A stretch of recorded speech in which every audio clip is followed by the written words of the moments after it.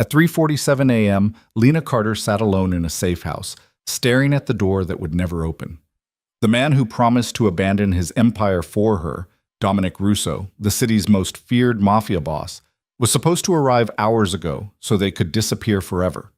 Instead, the morning news showed him marrying Victoria Laurent, daughter of a rival crime dynasty, in the most lavish wedding the underworld had ever seen. Lena watched it all on television, realizing she had spent the night waiting for a man who had chosen someone else.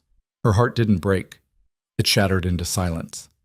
If you're hooked by the story of betrayal and broken promises, stay with me until the end. Hit that like button and comment your city so I can see how far this story travels. The television screen flickered in the pre-dawn darkness, casting ghostly shadows across Lena's face. She hadn't moved in over an hour.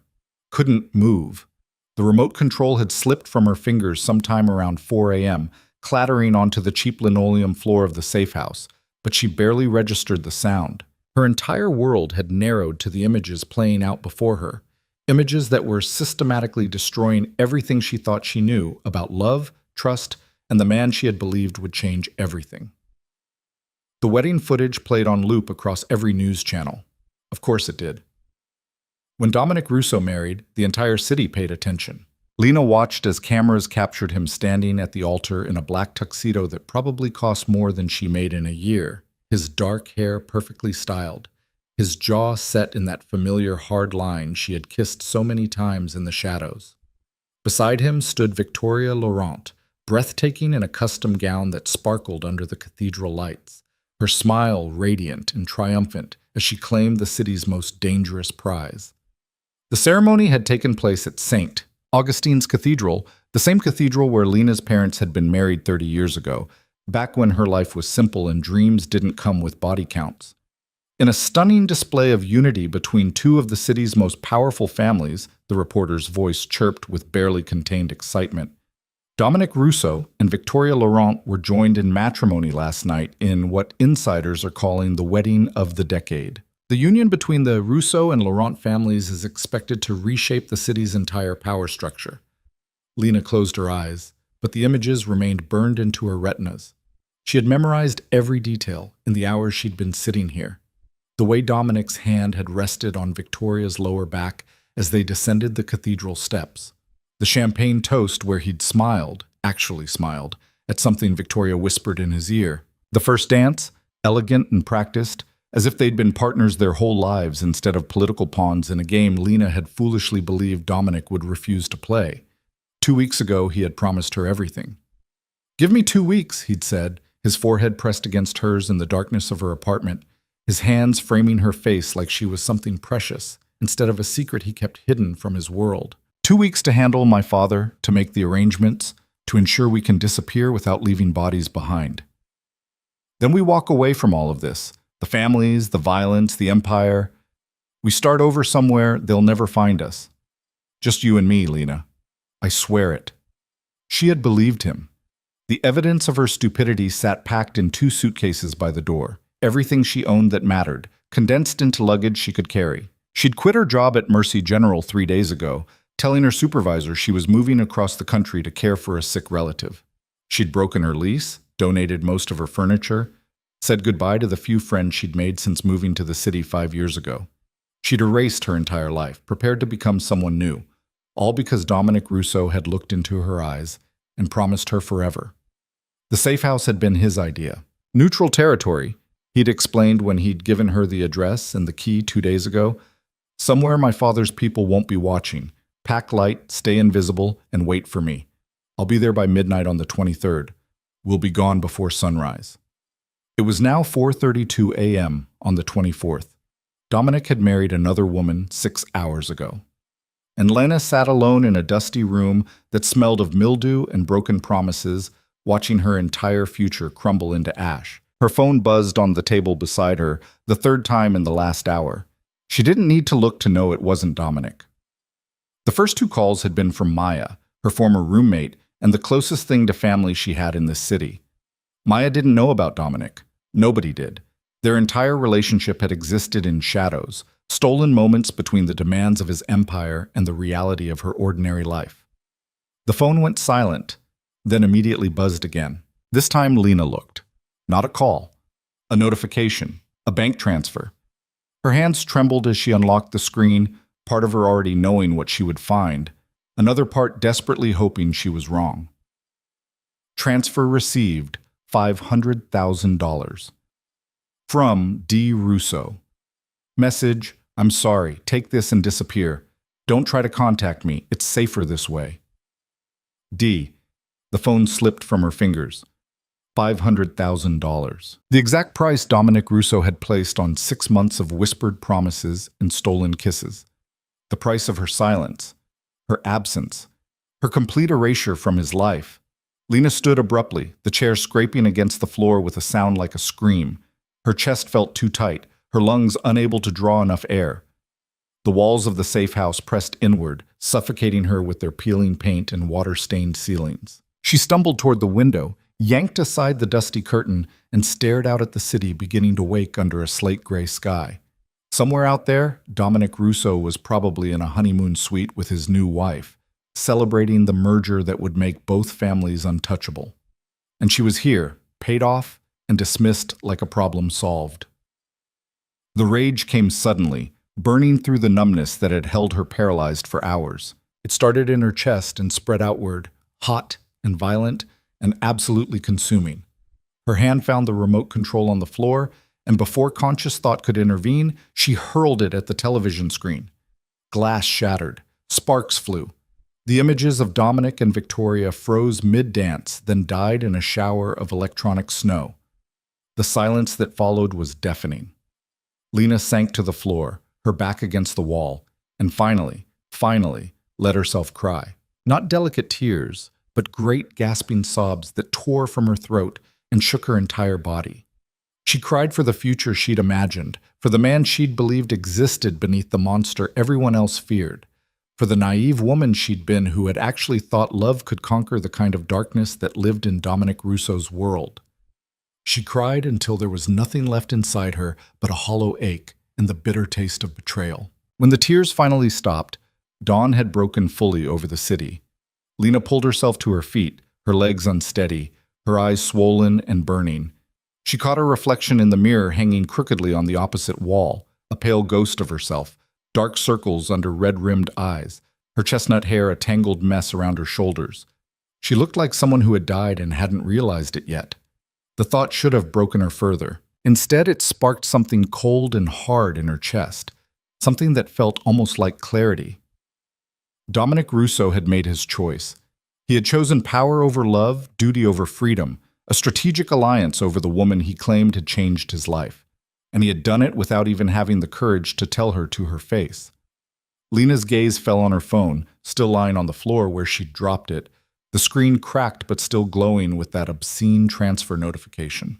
$500,000. Blood money, she thought bitterly. Payment for services rendered. The going rate for a mistress who knew too much and needed to vanish. But as she stared at the number, an idea began to form, cold and calculated and completely unlike anything Lena Carter, pediatric nurse and eternal optimist, had ever considered before. Dominic thought he could pay her to disappear quietly. He thought he could erase their entire relationship with a bank transfer and a dismissive text message. He thought she would simply fade away, heartbroken and compliant, while he built his empire with Victoria Laurent at his side. He was wrong. Lena picked up her phone, her fingers surprisingly steady as she opened her messages. She typed quickly before she could second-guess herself, before the part of her that still loved him could interfere. I'll take your money, but I won't disappear quietly. You want me gone? You're going to have to face me first. She hit send before she could lose her nerve. The response came almost immediately, as if he'd been waiting, phone in hand. Lena, don't. It's not safe. Just take the money and go, please. Her laugh was harsh and humorless. Please. As if he had the right to ask her for anything after what he'd done. The Laurent reception is tonight at the Elysium Hotel. I'll be there. If you want me gone from your life, you can tell me to my face why you chose her. She didn't wait for his response. She silenced her phone, slipped it into her pocket, and turned toward her packed suitcases. She had 12 hours to prepare. 12 hours to transform from the heartbroken woman crying on the floor of a safe house into someone capable of walking into the lion's den and demanding answers from the man who had destroyed her. 12 hours to decide if she was brave enough to do something utterly insane. She was. 6 months earlier, Lena's life had been pleasantly, almost aggressively normal. She worked the night shift at Mercy General Hospital, specializing in pediatric emergency care. She had a tiny apartment in a neighborhood that was almost trendy, a roommate who baked experimental desserts and left passive-aggressive notes about dish duty, and a dating life that could charitably be described as non-existent. She was content, maybe not happy in the soul-deep way people wrote poems about, but satisfied. Fulfilled by her work, if not by the rest of her existence. That all changed on a Tuesday night in March, when the ambulance bay doors crashed open and two men carried in a third who was bleeding out from a gunshot wound to the chest. "GSW to the upper left quadrant," one of the EMTs shouted as they rushed the gurney through the doors. "Vitals are crashing. He's lost a lot of blood." Lena was already moving, her training overriding everything else. She fell into step beside the gurney, her practiced eyes assessing the patient even as they rushed him toward Trauma 1. Male, approximately 30 years old, well-dressed despite the blood soaking his white shirt. Dark hair, strong features, unconscious but fighting. She could see his hands clenching and unclenching even in his semi-conscious state, as if his body refused to give up even when his mind had checked out. "Pressure's dropping," one of the nurses called out. "We're losing him." "Not on my watch," Lena said, her voice carrying the authority of someone who had pulled countless people back from death's door. "Get me O-negative blood now, and somebody page Dr. Reeves. No doctors." The voice came from one of the men who had carried the patient in, tall, built like a boxer, with cold eyes that had probably seen more death than anyone in this hospital. He stepped between Lena and the trauma room door, his hand resting meaningfully on his jacket where she could clearly see the outline of a weapon. "Excuse me?" Lena's eyes narrowed. "Your friend is dying. He needs a surgeon. He needs you to save his life without asking questions and without involving anyone else." The man pulled out a thick envelope and held it out. "There's $50,000 here. You stabilize him, remove the bullet, stitch him up, and forget you ever saw his face. Can you do that?" Every instinct Lena had screamed at her to refuse, to call security, to follow protocol and report this obvious criminal situation to the authorities. But then the patient on the gurney made a sound, a low, pained groan that spoke of agony beyond bearing, and her eyes met his as they flickered open for just a moment. Dark eyes, impossibly dark like the ocean at midnight, and in them she saw something that made her breath catch. Not menace, not cruelty, desperation. "Please," he whispered, his voice barely audible. "Please." Lena looked from him to the man with the envelope to the nurses who had stopped in the doorway, waiting for her decision. She knew this was wrong, knew she should refuse, should call for help, should follow every rule and regulation that governed her profession, but something in those dark eyes held her captive. "Everyone out," she heard herself say. "I'll handle this." The nurses exchanged glances but didn't argue. They'd worked with Lena long enough to know that when she used that tone, there was no point in debate. The man with the envelope smiled slightly and placed the money on the counter. "You're smart. That's good. We'll be right outside. You have 2 hours. Then they were gone, and Lena was alone with a dying stranger who looked at her like she was his last hope in a world that had clearly tried to kill him. "Okay," she said quietly, moving to his side and examining the wound with practiced efficiency. "You're going to tell me your name, you're going to stay conscious, and you're going to live through this. Understood?" He managed something that might have been a smile. "Dominic," he said. "My name is Dominic." "Well, Dominic," Lena said, already reaching for the instruments she would need. "You've made some very bad life choices. But tonight isn't the night you pay for them. Tonight, you live." She worked with the kind of focused intensity that made the rest of the world fade away. The bullet had missed his heart by less than an inch. He should have been dead before he reached the hospital. But somehow, impossibly, he'd held on. Stubborn, she thought. This man was too stubborn to die. She removed the bullet, a clean extraction, thankfully, with minimal additional damage. She repaired the torn tissue, closed the wound in careful layers, administered antibiotics and pain medication. And through it all, Dominic stayed conscious, his dark eyes following her movements with an intensity that should have been unsettling but somehow wasn't. "You're good at this," he said at one point, his voice stronger despite the trauma his body had endured. "I'd better be," Lena replied, not looking up from her sutures. "You're paying me a year's salary for 2 hours of work. Worth every penny." He paused, then added, "What's your name?" She should have refused to answer, should have maintained the professional distance that would make it easier to forget this night had ever happened. But those eyes were on her again, and she found herself answering despite her better judgment. "Lena." "Lena," he repeated like he was testing how it felt in his mouth. "You just saved my life, Lena. I'm a nurse. It's literally my job description. Not like this." His hand moved, faster than she would have thought possible given his injury, and caught her wrist. His grip was gentle but firm, his skin warm against hers. Most people would have called the police, turned me in, let me die rather than risk being involved with someone like me. "Someone like you?" Lena met his gaze squarely. "I don't know anything about you, Dominic, except that you're stubborn enough to stay alive when you should have bled out 20 minutes ago." His thumb traced a small circle on the inside of her wrist, and she felt her pulse jump in response. A reaction that had nothing to do with professionalism and everything to do with the dangerous electricity she could feel crackling between them. "You're better off not knowing," he said quietly. "Trust me." She should have agreed, should have finished her work, taken the money, and walked away from Dominic and whatever darkness surrounded him. Instead, she heard herself say, "What if I want to know?" Something shifted in his expression. Surprise, maybe, or recognition of something he saw in her that she hadn't known existed. "Then you're braver than you are smart," he said, "or maybe crazier than both." Lena pulled her wrist free and returned to her sutures. "I've been called worse." When she finally finished, nearly 2 hours had passed. Dominic's color had improved, his breathing steady, his vitals stable. He would need rest, antibiotics, and careful monitoring, but he would live. She helped him sit up, her hands steady on his shoulders as he winced through the movement. "You need to take it easy for at least a week," she instructed, slipping into the familiar comfort of medical directives.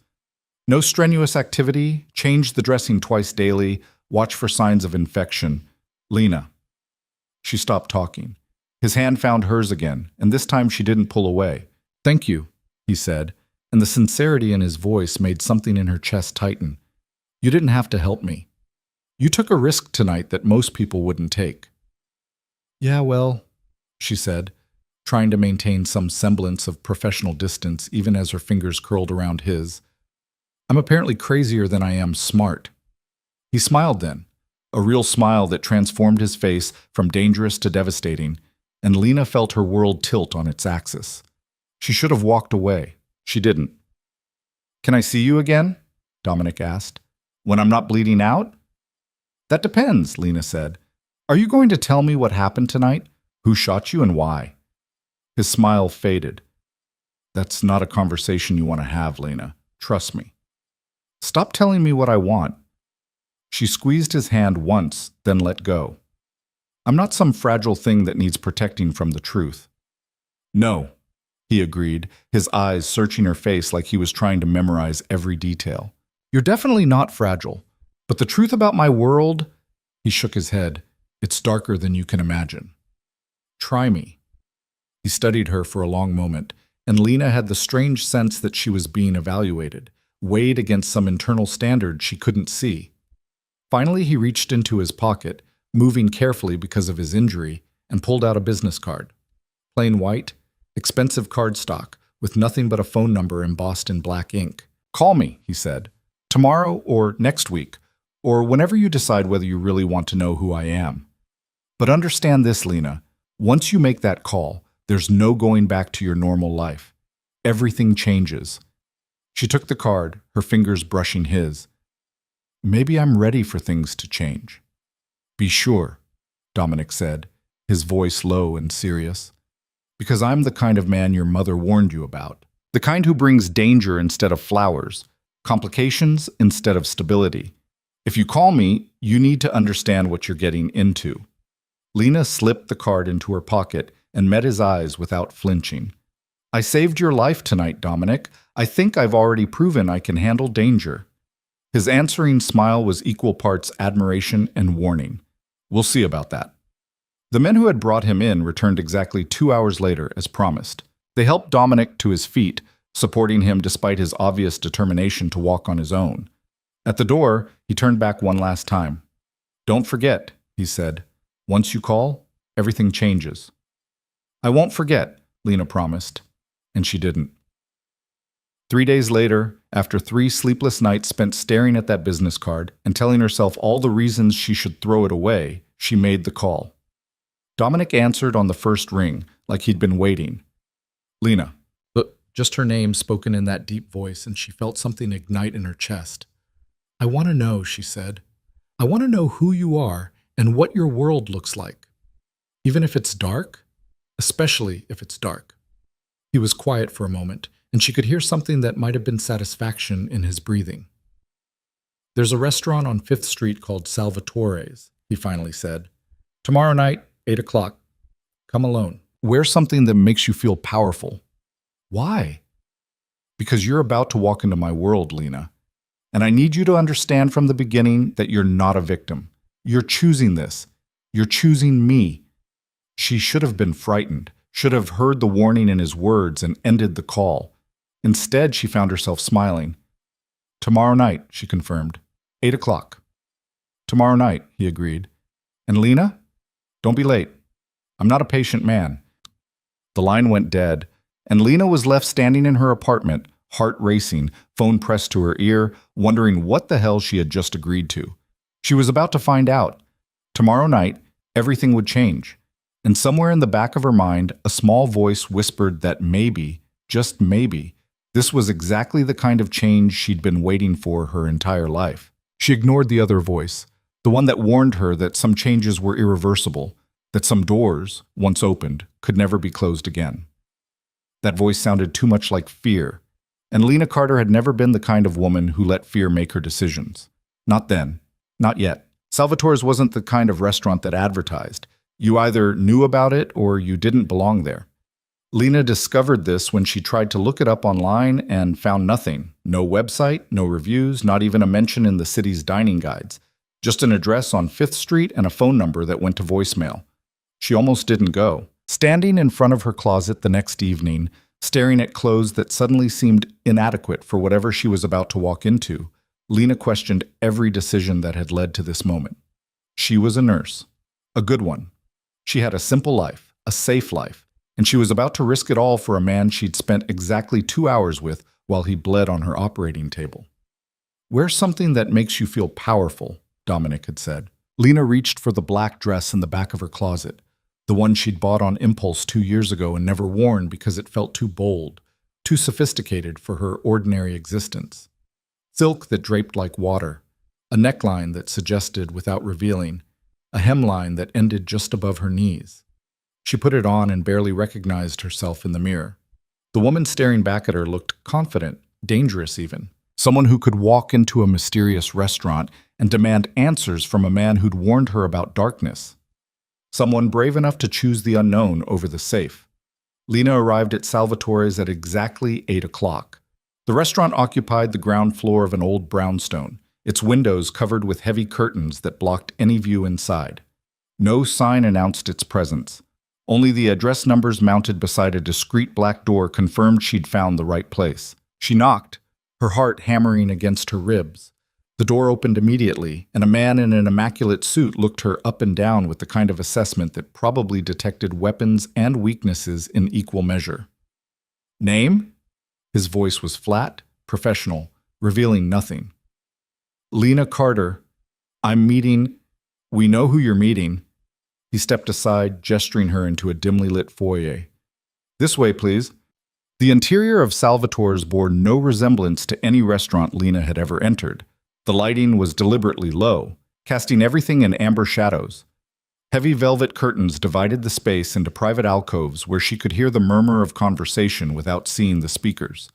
Classical music played softly, almost imperceptibly beneath the other sounds. And everywhere, at every table, standing at strategic points throughout the room, were men who looked like they could kill you before your appetizer arrived.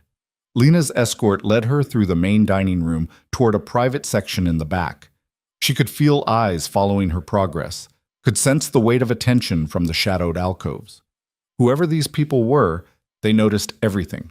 "He's waiting for you," the man said, pulling back a curtain to reveal a small private dining room.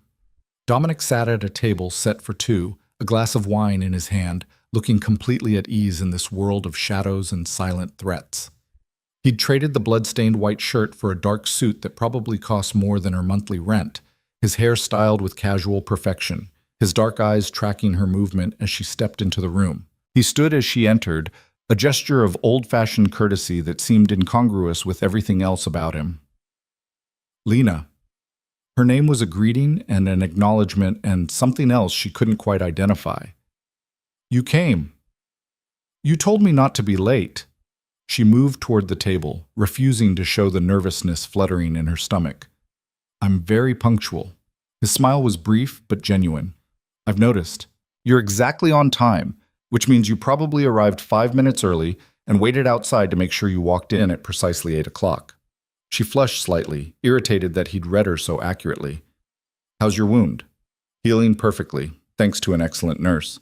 He gestured to the chair across from him. "Please sit. We have a lot to talk about." Lena sat, hyper-aware of the intimacy of the space, the heavy curtain that blocked them from view, the single candle flickering between them, the way Dominic watched her like she was a puzzle he was trying to solve. A server appeared silently, poured her wine, and vanished before she could say thank you. "You said you wanted to know who I am," Dominic began without preamble. "So let me ask you first, what do you think you know?" Lena considered the question, took a sip of wine that tasted expensive and complex. "I know you got shot and couldn't go to a regular hospital. I know you travel with armed guards and eat at restaurants that don't officially exist. I know you paid me $50,000 in cash to keep quiet about your injury." She met his eyes directly. "So I'm guessing you're either very rich, very dangerous, or both." "Both," he confirmed without hesitation. "Does that scare you?" "Should it?" "Yes." He leaned forward slightly, his expression serious. "Lena, I meant what I said about my world being dark. I'm not exaggerating or trying to be mysterious. I'm the head of one of the most powerful crime families in this city, the Russo family. We control territory, we settle disputes, we enforce rules that the police can't or won't enforce. Some people call us the Mafia. Others just call us dangerous." His words should have sent her running. Instead, they crystallized something she'd already suspected, made real what she'd only guessed at. "Why are you telling me this?" she asked quietly. "Because you asked." Dominic's fingers traced the stem of his wine glass. "And because if you're going to be in my life, you need to understand exactly what that means. I don't do lies, Lena, not with people who matter." "And I matter?" The question came out more vulnerable than she'd intended. His eyes met hers, dark and intense. "From the moment you decided to save my life instead of following the rules, you mattered." The server returned with their first course, something elegant and artfully plated that Lena barely registered. The food wasn't why she was here. "Tell me how you got shot," she said, pushing her plate aside. Dominic smiled slightly at her directness. "There's a rival family, the Castellanos. They've been trying to expand into Russo territory for months. 3 nights ago, one of their soldiers thought he'd earn points by taking me out during a meeting that was supposed to be neutral ground." He shrugged, the movement careful because of his healing injury. "He got off 1 shot before my people put him down. I got lucky. The bullet missed everything vital." "That's not luck," Lena said. "That's a miracle. Another inch to the right, and you'd have bled out before the ambulance arrived." "Then I guess I owed someone a miracle." His expression softened. "Or maybe you were my miracle, Lena. The universe's way of saying it wasn't my time yet." She should have scoffed at the sentimentality. Instead, she felt something warm unfurl in her chest. "What happened to the man who shot you?" "He's dead." Dominic's voice was matter-of-fact, devoid of emotion. "That's how this world works. Someone tries to kill you, you eliminate the threat." "Just like that?" Lena heard the judgment in her own voice and couldn't suppress it.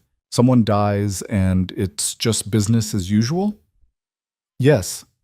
He didn't flinch from her reaction. "I told you it was dark, Lena. This is what I mean. In my world, violence isn't an aberration. It's the language we speak. And I'm very fluent in it. She should have been horrified, should have thrown down her napkin and walked out, back to her safe, normal life where people didn't discuss murder over expensive wine. But something in his honesty held her there. He wasn't trying to romanticize his life or make himself seem heroic. He was showing her the truth, unflinching and ugly, giving her every reason to leave, which made her want to stay all the more. "Why did you want to see me again?" she asked instead. "You could have just paid me and disappeared. Why risk bringing me into your world?" Dominic was quiet for a long moment, his fingers still tracing that slow pattern on his wine glass. When he spoke, his voice was lower, more intimate. "Because for 2 hours, while you were saving my life, I saw something in you that I've never seen before. Courage without calculation. Compassion without weakness. You looked at me, a stranger covered in blood who could have been anyone, and you chose to help instead of protect yourself." He paused. "Do you know how rare that is? Real courage? Most people in my world only act brave when the odds are in their favor, but you gambled everything on a stranger's life." "I'm a nurse," Lena said, trying to deflect the intensity of his words. "Saving lives is what I do." "No." He shook his head. "You're a woman who risks everything for what she believes is right. That's not training, Lena. That's character. And it's the most dangerous and beautiful thing I've ever seen." The air between them felt charged, electric. Lena's pulse quickened, and she knew he could see it in the flutter of her throat. "You don't know me," she said quietly. "Not really." "Then let me." Dominic reached across the table, his hand extended palm up in invitation. "Let me know you, Lena. Let me see if that courage I saw in the emergency room is real or if it was just adrenaline and good training." She should have refused, should have kept the distance that would protect her when this inevitably ended badly. Instead, she placed her hand in his, felt his fingers close around hers with a gentleness that contradicted everything she knew about the violence he was capable of. "I'm not looking for a relationship," she said, even as her fingers tightened around his. "I don't date criminals." His smile was slow and devastating. "I'm not asking you to date me, Lena. I'm asking you to see me. The man beneath the monster. The person I am when the violence stops and the world goes quiet." "And who are you when the world goes quiet?" "Lonely," he admitted, and the raw honesty in that single word broke something open inside her chest. "Tired. Wondering if there's more to existence than power and territory and the constant calculation of threats." That's not a very Mafia boss thing to say. "No," he agreed. "It's not. But you wanted honesty. So here it is. I'm 31 years old and I've spent the last decade building an empire I'm not sure I even want. I inherited this life from my father and his father before him, and I've never questioned whether there might be something else, something better. Until now?" Lena heard the hope in her own voice and tried to suppress it. "Until you." His thumb traced a circle on the back of her hand, the same gesture he'd made in the emergency room. "You saved my life, Lena, and in doing that, you made me wonder if it's a life worth saving." "Everyone's life is worth saving. Even monsters? Especially monsters." She squeezed his hand, "because maybe they just need someone to show them how to be human again." Something shifted in Dominic's expression.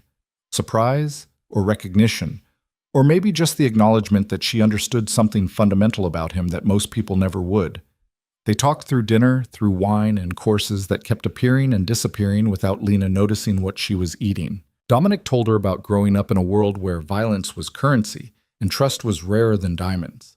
About taking over the family business at 25 when his father had a stroke that left him incapacitated. About the weight of responsibility and the isolation of power. And Lena found herself talking too, about the burnout that had driven her to night shifts where she could focus on patients instead of politics, about the loneliness of a career that consumed all her energy and left nothing for relationships, about the restlessness that had been growing in her for months before that Tuesday night when Dominic had crashed into her life. By the time their plates were cleared and coffee appeared, Lena realized hours had passed. The restaurant had grown quieter, the murmur of other conversations fading as other diners departed. "I should go," she said reluctantly, not wanting the evening to end but knowing it had to. I have an early shift tomorrow. I'll have someone drive you home. Dominic stood, came around the table to pull out her chair with that same old-fashioned courtesy. I can take a cab. Lena. His hand touched her lower back, gentle but firm. You're with me now. That means you don't take cabs in this neighborhood at night. That means you let me make sure you get home safely. She should have bristled at the possessiveness in his tone. Instead, she found it oddly comforting. Outside, a black sedan waited at the curb, engine running. Dominic opened the back door for her himself, then surprised her by sliding in beside her instead of saying goodbye on the sidewalk. I'm taking you home personally, he said, catching her questioning look. I want to see where you live. Make sure it's safe. It's a perfectly normal apartment building in a perfectly normal neighborhood. Nothing about you is perfectly normal, Lena Carter. The drive took 20 minutes through city streets that grew progressively less polished as they left the restaurant district.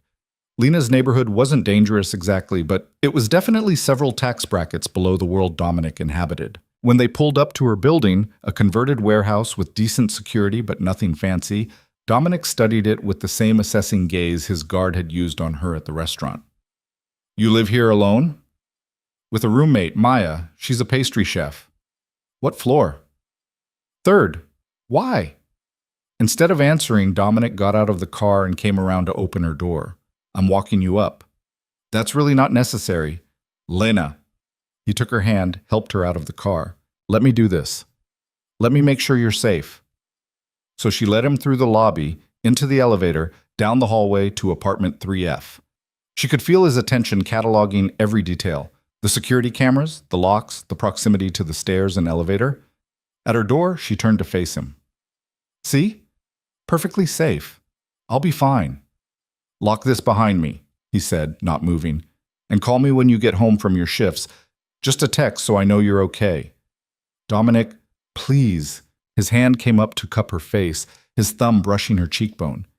You matter to me, Lena. Let me protect you. She should have refused, should have established boundaries and maintained independence.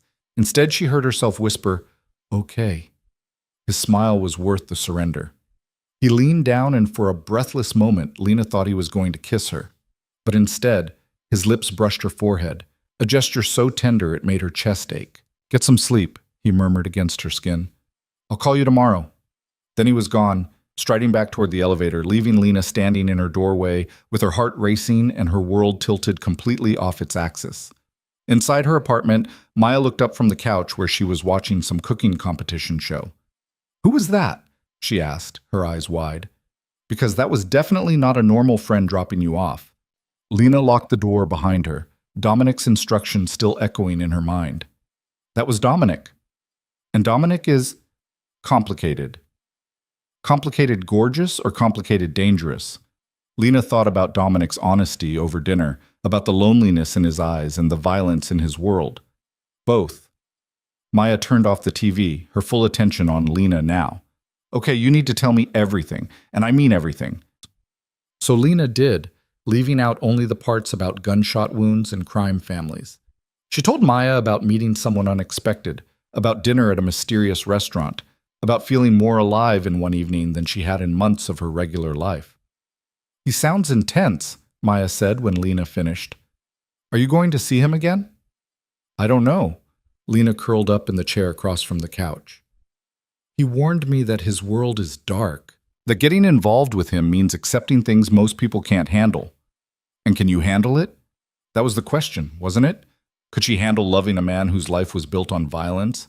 Could she reconcile the Dominic who held her hand tenderly with the Dominic who ordered executions without hesitation? I think I want to try, Lena admitted quietly. Maya studied her for a long moment, then nodded. Then be careful. But don't be so careful that you miss out on something real. Lena went to bed that night with her phone on the nightstand, waiting for Dominic's promised call. It came at 11:30, just as she was drifting off to sleep.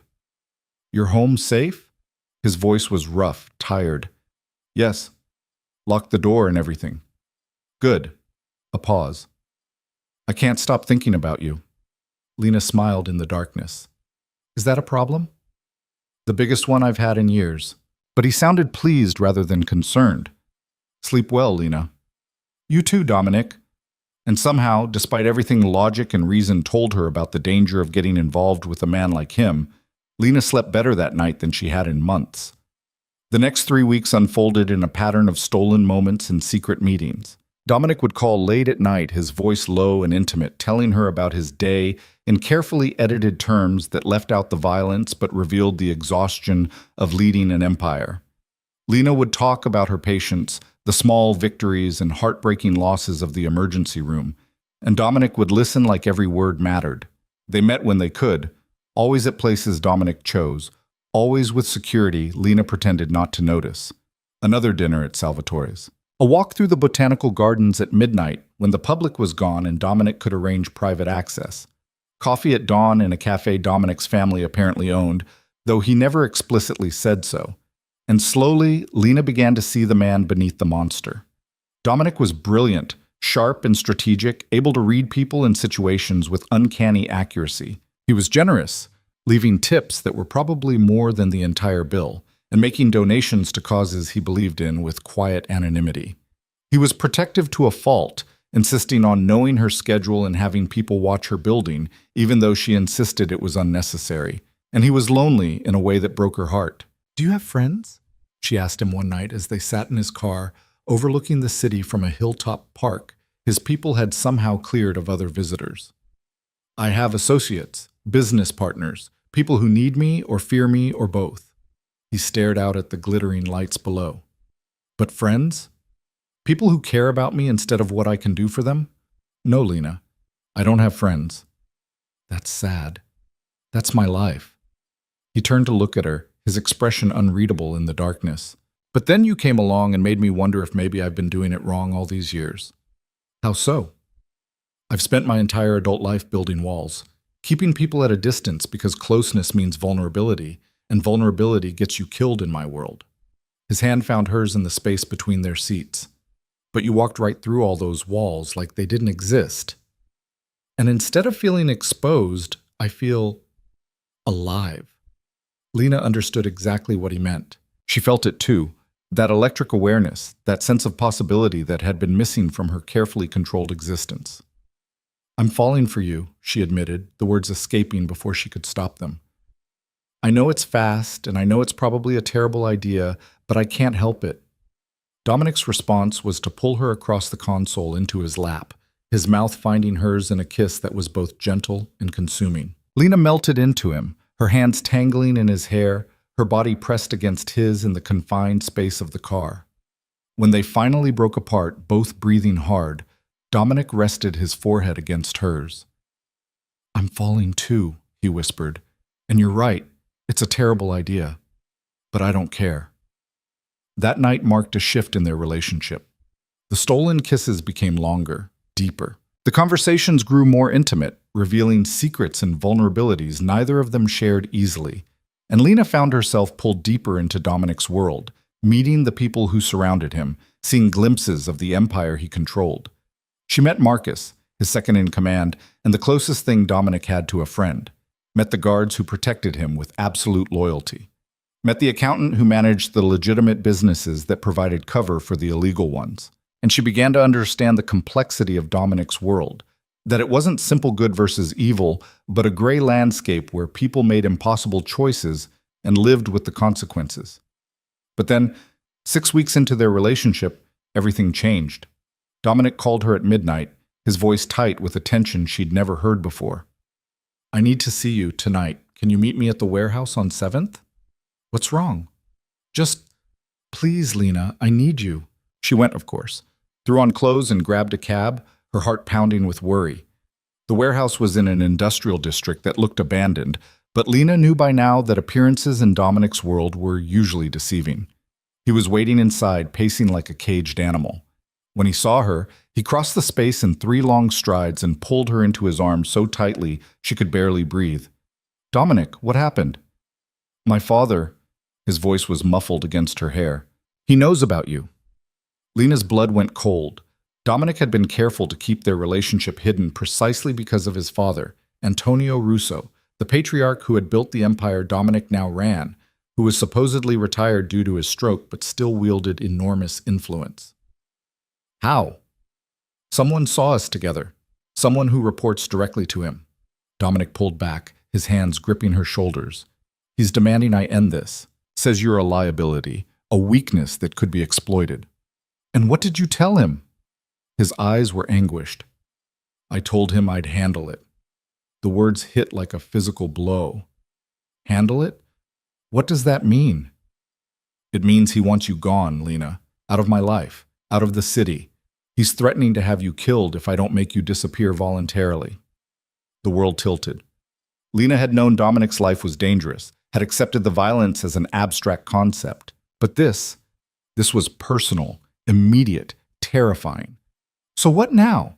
She was proud that her voice stayed steady. You're just going to do what he says? No. Dominic's grip tightened. I'm going to figure out a way to keep you safe while I deal with my father. You're going to choose. Lena pulled free from his grasp.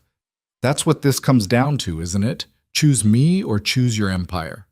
It's not that simple. Yes, it is. She could feel tears burning behind her eyes, but refused to let them fall. Your father gave you an ultimatum, so now I'm giving you one too. Either you stand up to him, tell him I matter more than his approval, or you let me go right now and we stop pretending this could ever work. Dominic looked like she'd struck him. Lena, you don't understand what you're asking. I understand perfectly. She took a step back, needing distance. I understand that I've spent 6 weeks falling in love with a man who's still living in his father's shadow, who talks about wanting something different but isn't brave enough to actually take it. That's not fair. Life isn't fair, Dominic. The anger felt good, better than the fear. You think I don't know what I'm risking by being with you? I've given up my privacy, my safety, my peace of mind. I've accepted that loving you means living with danger. But I did it because I thought you were worth it, because I thought you were strong enough to choose your own life instead of the one your father planned for you. He stared at her, something breaking in his expression. I need time. No. Lena's voice was final. You don't get time. You get right now, this moment, to decide what matters more, keeping me safe by sending me away, or keeping me in your life and fighting for us. The silence stretched between them, heavy with everything unsaid. Finally, Dominic spoke, his voice barely above a whisper. Give me 2 weeks. What? 2 weeks to handle my father, to make arrangements, to ensure we can be together without him hanging over us like a death sentence. He reached for her hands. I'm not choosing him over you, Lena. I'm choosing to protect you while I dismantle the threat. But I need you to trust me. Can you do that? Lena wanted to refuse, wanted to demand immediate action, immediate commitment, but she saw the desperation in his eyes, the genuine fear for her safety beneath the determination. 2 weeks, she agreed quietly. But Dominic, if you betray this trust, if you choose him over me, there's no coming back from that. I'll walk away and I'll never look back. I know. He pulled her close again, his lips finding hers in a kiss that tasted like promise and desperation. I swear to you, Lena, 2 weeks and we're done hiding. 2 weeks and I choose you over everything. She believed him. That was her first mistake. The 2 weeks that followed were the strangest of Lena's life. Dominic became a ghost, present in text messages and late-night phone calls, but physically absent in a way that made her chest ache with loneliness.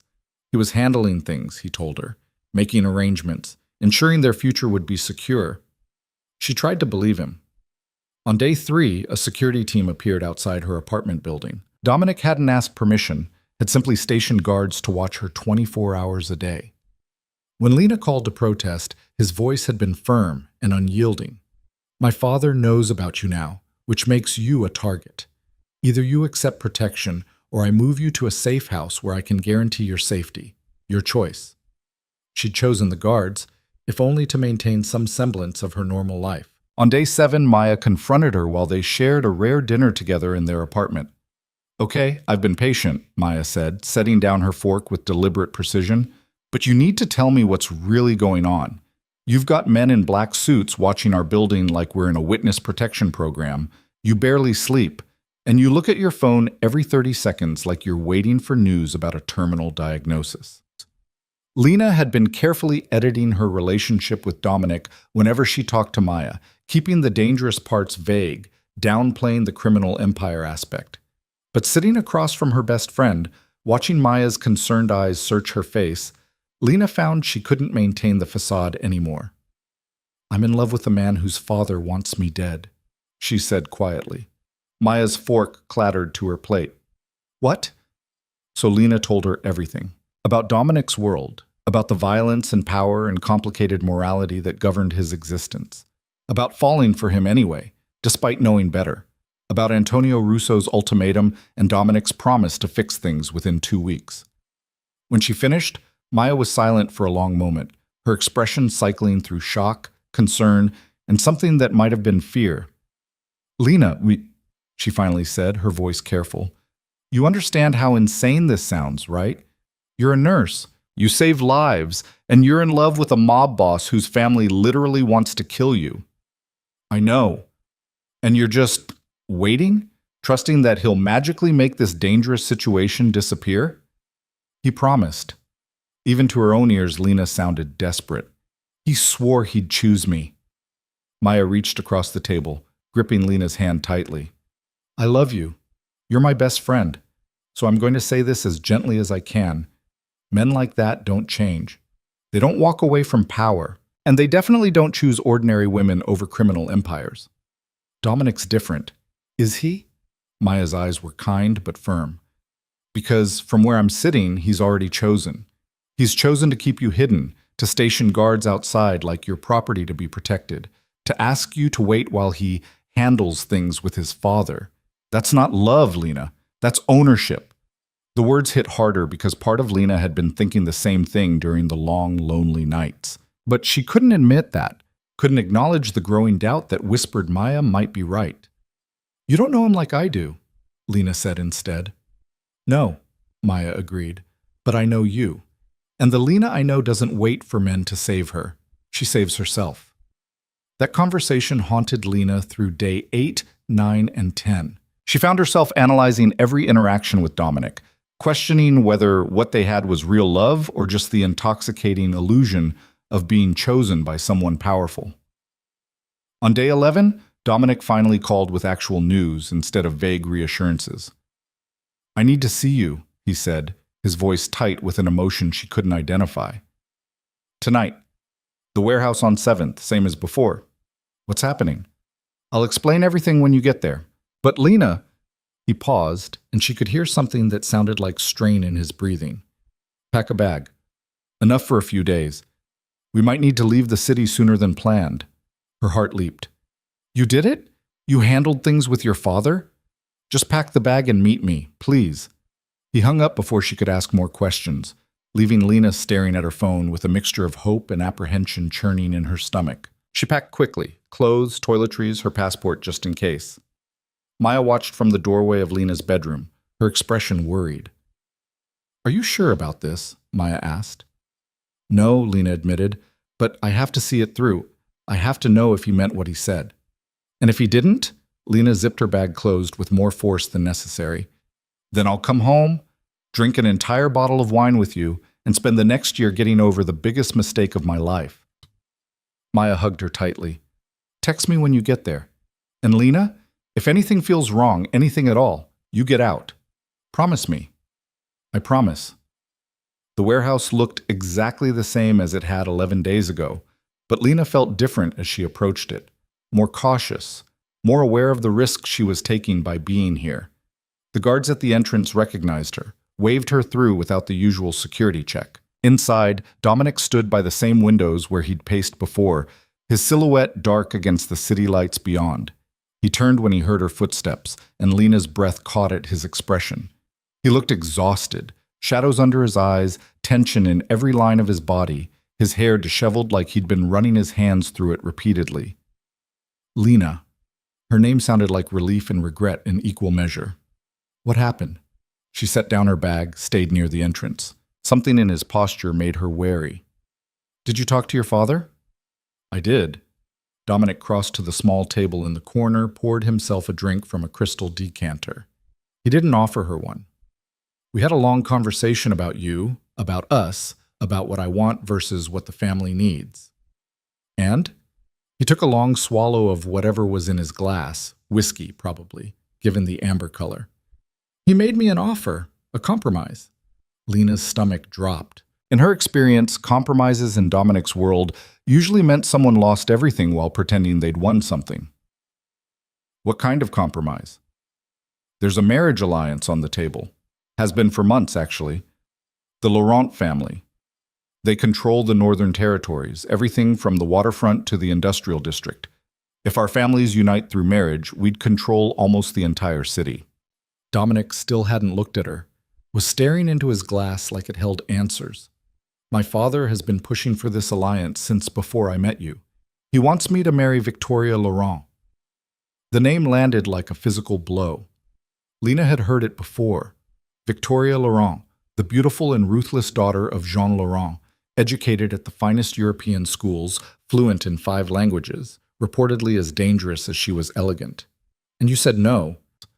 Lena tried to make it a statement, but it came out as a question. Dominic finally met her eyes, and what she saw there made her blood run cold. I told him I needed time to think about it. The betrayal was so sharp, so complete, that for a moment Lena couldn't breathe. You told him you'd think about it? Dominic, we're supposed to be leaving together. You promised. I know what I promised. His voice was harsh, defensive. But you don't understand the pressure I'm under. This isn't just about what I want, Lena. This is about the entire family, about maintaining power, about preventing a war that would kill hundreds of people. So you're choosing them. The words tasted like ash. After everything you said, after asking me to wait, to trust you, you're choosing your father's empire over us. It's not that simple. Stop saying that! Lena's voice cracked with fury and heartbreak. It is that simple. You either love me enough to fight for us, or you don't. There's no compromise, no middle ground. Either we're together or we're not. Dominic slammed his glass down on the table hard enough that Lena flinched. You think I don't want to fight for you? You think I don't hate every second of this? But if I refuse this marriage, my father will have you killed, Lena.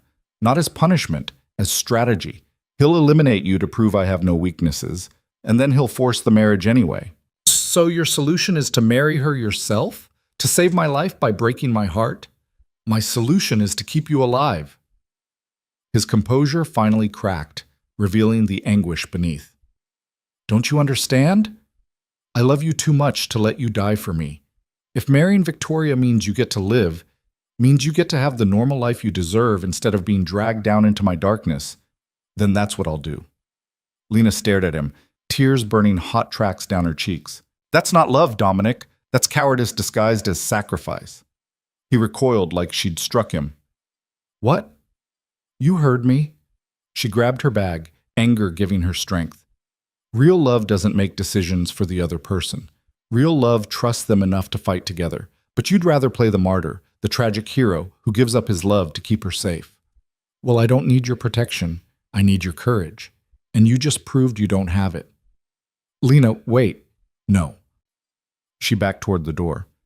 You made your choice. Now I'm making mine. I'm walking away from you, from this world, from everything we could have been. And Dominic? When you're standing at that altar with Victoria Laurent, I hope you remember this moment. I hope you remember the woman who loved you enough to risk everything and how you threw that away because you were too afraid to do the same.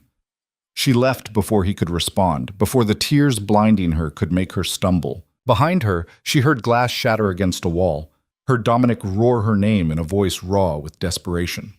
But she didn't turn back. The guards let her pass without comment, their faces carefully neutral. Outside, Lena managed to make it 2 blocks before her legs gave out and she sank onto a bench, sobbing so hard she thought she might be sick. Her phone buzzed continuously, Dominic calling, texting, leaving voicemails she deleted without listening to. She blocked his number, blocked Marcus's number when he tried calling too, blocked every connection to that world she could think of. Then she called Maya. Come get me, she managed to say through her tears. Please, I need to come home. Maya arrived in 15 minutes, a trip that should have taken 30, and found Lena still sitting on that bench, mascara streaked down her face, clutching her bag like a lifeline. Oh, honey. Maya wrapped her arms around Lena, let her cry into her shoulder. I'm so sorry. You were right, Lena choked out. You were right about everything. He chose the empire, he chose power, and I was stupid enough to think I could compete with that. You're not stupid. You're in love. And sometimes love makes us hope for things that were never going to happen. They sat there for a long time, until Lena's tears finally ran dry and she could breathe without her chest hitching. Then Maya drove her home, settled her on the couch with tea and tissues, and let her talk until she had nothing left to say. The next morning, Lena woke to discover the security team was gone. Dominic had withdrawn his protection, which should have felt like freedom, but instead felt like abandonment. She went to work because she didn't know what else to do. Lost herself in the familiar routine of the emergency room, in the immediate and concrete needs of patients who required her skills instead of her heart. And for 3 days, she successfully avoided thinking about Dominic Russo. Then, on the 4th day, Maya came home with a newspaper and a stricken expression. "Lena," she said quietly, setting the paper on the kitchen table. "I'm sorry. I know you said you didn't want to know, but I think you need to see this." The headline screamed across the front page. Russo-Laurent alliance sealed, wedding of the decade set for this weekend. Below it, a photo showed Dominic and Victoria Laurent at what appeared to be their engagement announcement.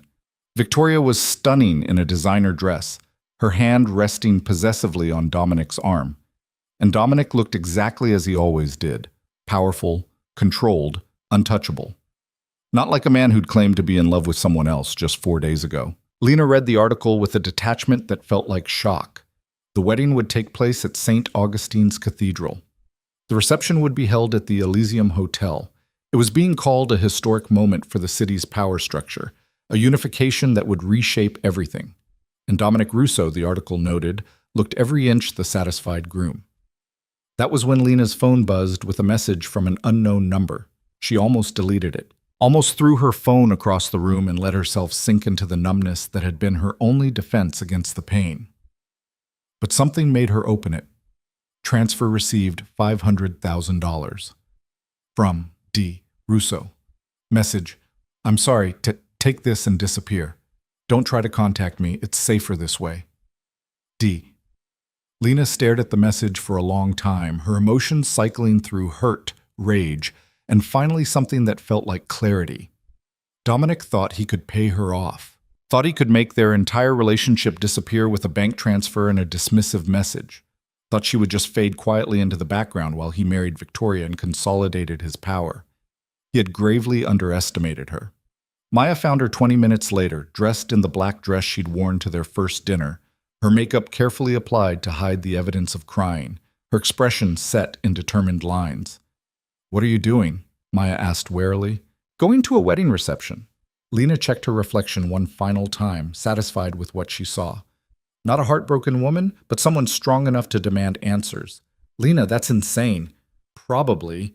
She grabbed her purse, checked that she had everything she needed. "But I'm done being the woman who quietly disappears when powerful men decide she's inconvenient." Dominic wants to marry Victoria? Fine. But he's going to face me first. He's going to tell me to my face why he chose her. This is dangerous. I don't care. Lena headed for the door. I spent 6 weeks falling in love with a man who turned out to be a coward. The least he can do is own that cowardice to my face instead of hiding behind bank transfers and security guards. Maya caught her arm before she could leave.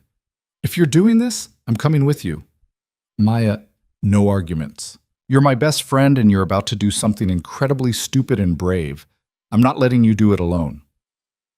So they went together, Maya driving while Lena sat in the passenger seat trying to calm her racing heart. The Elysium Hotel glittered like a beacon in the night, its entrance swarming with luxury cars and security personnel. Getting in would be impossible, Lena realized as they approached. This was a private event, invitation only, probably with the kind of security that could identify threats before they got within 100 feet of the building. But she hadn't come this far to be turned away. I need you to cause a scene, Lena told Maya as they pulled up to the valet stand. Something that will distract the security at the entrance long enough for me to slip past. Maya looked at her like she was crazy. What kind of scene? I don't know. Faint? Scream? Whatever you can think of that will get everyone looking at you instead of me. You realize this is absolutely insane, right? Completely. Lena squeezed her hand. But will you do it anyway? Maya sighed, then nodded. For you? Yeah, But if we end up arrested or dead, I'm haunting you in the afterlife. They exited the car, and Lena stayed close to Maya as they approached the entrance. The security team was exactly as professional and intimidating as she'd expected. Men in dark suits with earpieces, eyes that cataloged every approaching person. 30 feet from the door, Maya suddenly stumbled, let out a theatrical gasp, and collapsed onto the sidewalk. "Oh my God," she screamed. "My ankle! I think it's broken." It was beautifully done.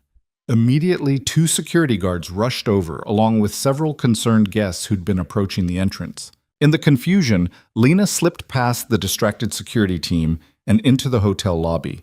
Her heart pounded as she moved quickly but carefully through the opulent space, following the signs that pointed toward the Imperial Ballroom. She could hear music and laughter ahead, could see the glow of elegant lighting spilling from the ballroom entrance. And then she was inside, standing at the edge of a reception that looked like something out of a fairy tale. The ballroom was spectacular, crystal chandeliers casting prismatic light across a sea of elegantly dressed guests, champagne flowing freely, an orchestra playing soft classical music in one corner. At the center of it all, on a slightly raised platform, Dominic and Victoria stood greeting guests, the perfect picture of a powerful couple. Victoria was even more stunning in person than in photographs. Her white reception gown, a masterpiece of couture, her dark hair swept up in an elegant style that showcased her graceful neck. She smiled at guests with practiced charm, her hand never leaving Dominic's arm. And Dominic looked like he belonged there. In his impeccable tuxedo, his expression composed and controlled, he looked every inch the Mafia boss who'd just secured a strategic alliance through marriage. Lena felt her courage waver. What was she doing here? What could she possibly say that would change anything? But then Dominic's eyes swept the room and locked on hers, and she saw his entire expression change. Shock, then horror, then something that looked like panic crossed his face. He said something to Victoria, who looked in Lena's direction with an expression of cool assessment. Then he was moving toward her, cutting through the crowd with single-minded determination. Lena stood her ground, lifted her chin, and waited for the confrontation she'd come here to force. "What are you doing here?" Dominic's voice was low, urgent, as he reached her. "Lena, you shouldn't be here. It's not safe." "I got your message," she said calmly, though her heart was racing. The money, the dismissal, the instruction to disappear, very generous, very final. "This isn't the place." "No, this is exactly the place." She gestured to the ballroom, to Victoria watching them with sharp eyes from across the room. "You wanted me to disappear quietly while you married her. But I'm not wired that way, Dominic. You don't get to erase me without at least having the courage to explain why to my face." He glanced around, clearly aware they were starting to attract attention. Several guests were watching their exchange with barely concealed curiosity. "Come with me," he said, his hand on her elbow. "Let me explain somewhere private." "No." She pulled free. "You explain here, now, in front of all these people who've come to celebrate your strategic alliance. Tell me why you chose this." She gestured to the opulent reception, the waiting bride, the assembled power brokers. "Over what we had." "To keep you alive," he said, his voice rough with emotion. "I told you that. My father threatened to kill you if I didn't marry Victoria. So I made the choice that would ensure you lived, even if it meant losing you. And you never thought to ask me what I wanted?" Lena felt tears burning behind her eyes, but refused to let them fall. "You never considered that maybe I'd rather face danger with you than safety without you?" "I couldn't risk it. Because you're a coward." The words came out quiet but devastating. "You talk about protecting me, about keeping me safe, but what you really did was make the easy choice. Marrying Victoria maintains your power, keeps your father happy, preserves the empire.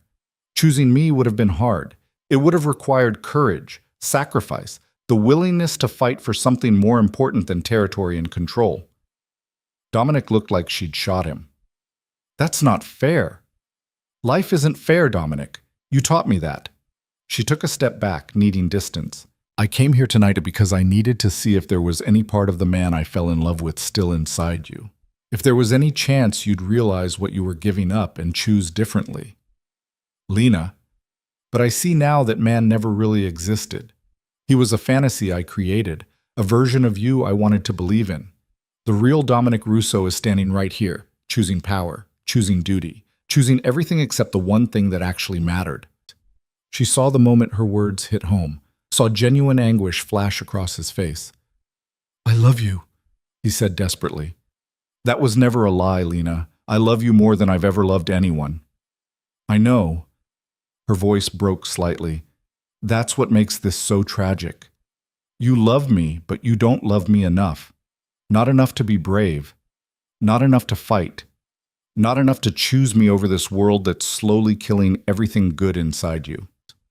Someone appeared at Dominic's shoulder, Marcus, his expression carefully neutral, but his eyes holding a warning. "Boss, Victoria is asking about the delay." "Tell her I need a minute," Dominic snapped without looking away from Lena. But Lena was already turning away, had already said everything she came here to say. "Goodbye, Dominic," she said quietly. "Enjoy your empire. I hope it keeps you warm at night." She walked toward the exit with her head high and her heart shattered into 1,000 pieces, knowing that every step away from him was the right choice, even though it felt like dying. Behind her, she heard him call her name one more time, heard the desperation in his voice, but she didn't turn around.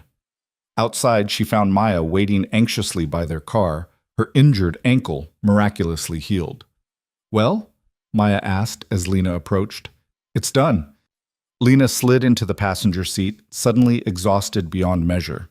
"It's over." Maya started the car without another word, and they drove through the city streets in silence. Lena watched the lights blur past and tried to feel something other than the hollow ache in her chest. She had walked away from Dominic Russo. She had demanded courage and found cowardice. She had loved and lost and survived. And somehow, that would have to be enough. The days following the reception blurred together in a haze of mechanical routine. Lena went to work, came home, slept when exhaustion finally overtook grief, and woke to do it all again. She existed rather than lived, moving through her shifts at the hospital with the kind of detached competence that her colleagues probably attributed to professionalism rather than emotional numbness. Maya tried to help, offering distractions in the form of girls' nights and experimental desserts and long conversations about anything except Dominic Russo. But even Maya's determined cheerfulness couldn't penetrate the hollow space where Lena's heart used to be.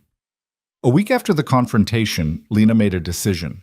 She couldn't stay in this city anymore. Everywhere she looked, she saw reminders of Dominic, the restaurant district where Salvatore's existed in its secret elegance, the botanical gardens where they'd walked at midnight, even the hospital where she'd first saved his life. The memories were suffocating her, making it impossible to move forward. She needed to leave.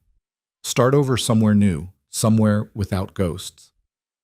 That evening, she sat Maya down at their kitchen table and explained her plan. "I'm taking the money Dominic sent," Lena said, her voice steady despite the emotions churning inside her. "Not because I want it, but because I've earned it. I gave 6 weeks of my life to him, risked my safety, opened my heart. That money is compensation for everything he took from me." Maya's eyes were sad but understanding. "Where will you go?" "West. Maybe California, maybe Oregon, somewhere with ocean and space and enough distance that I can breathe again."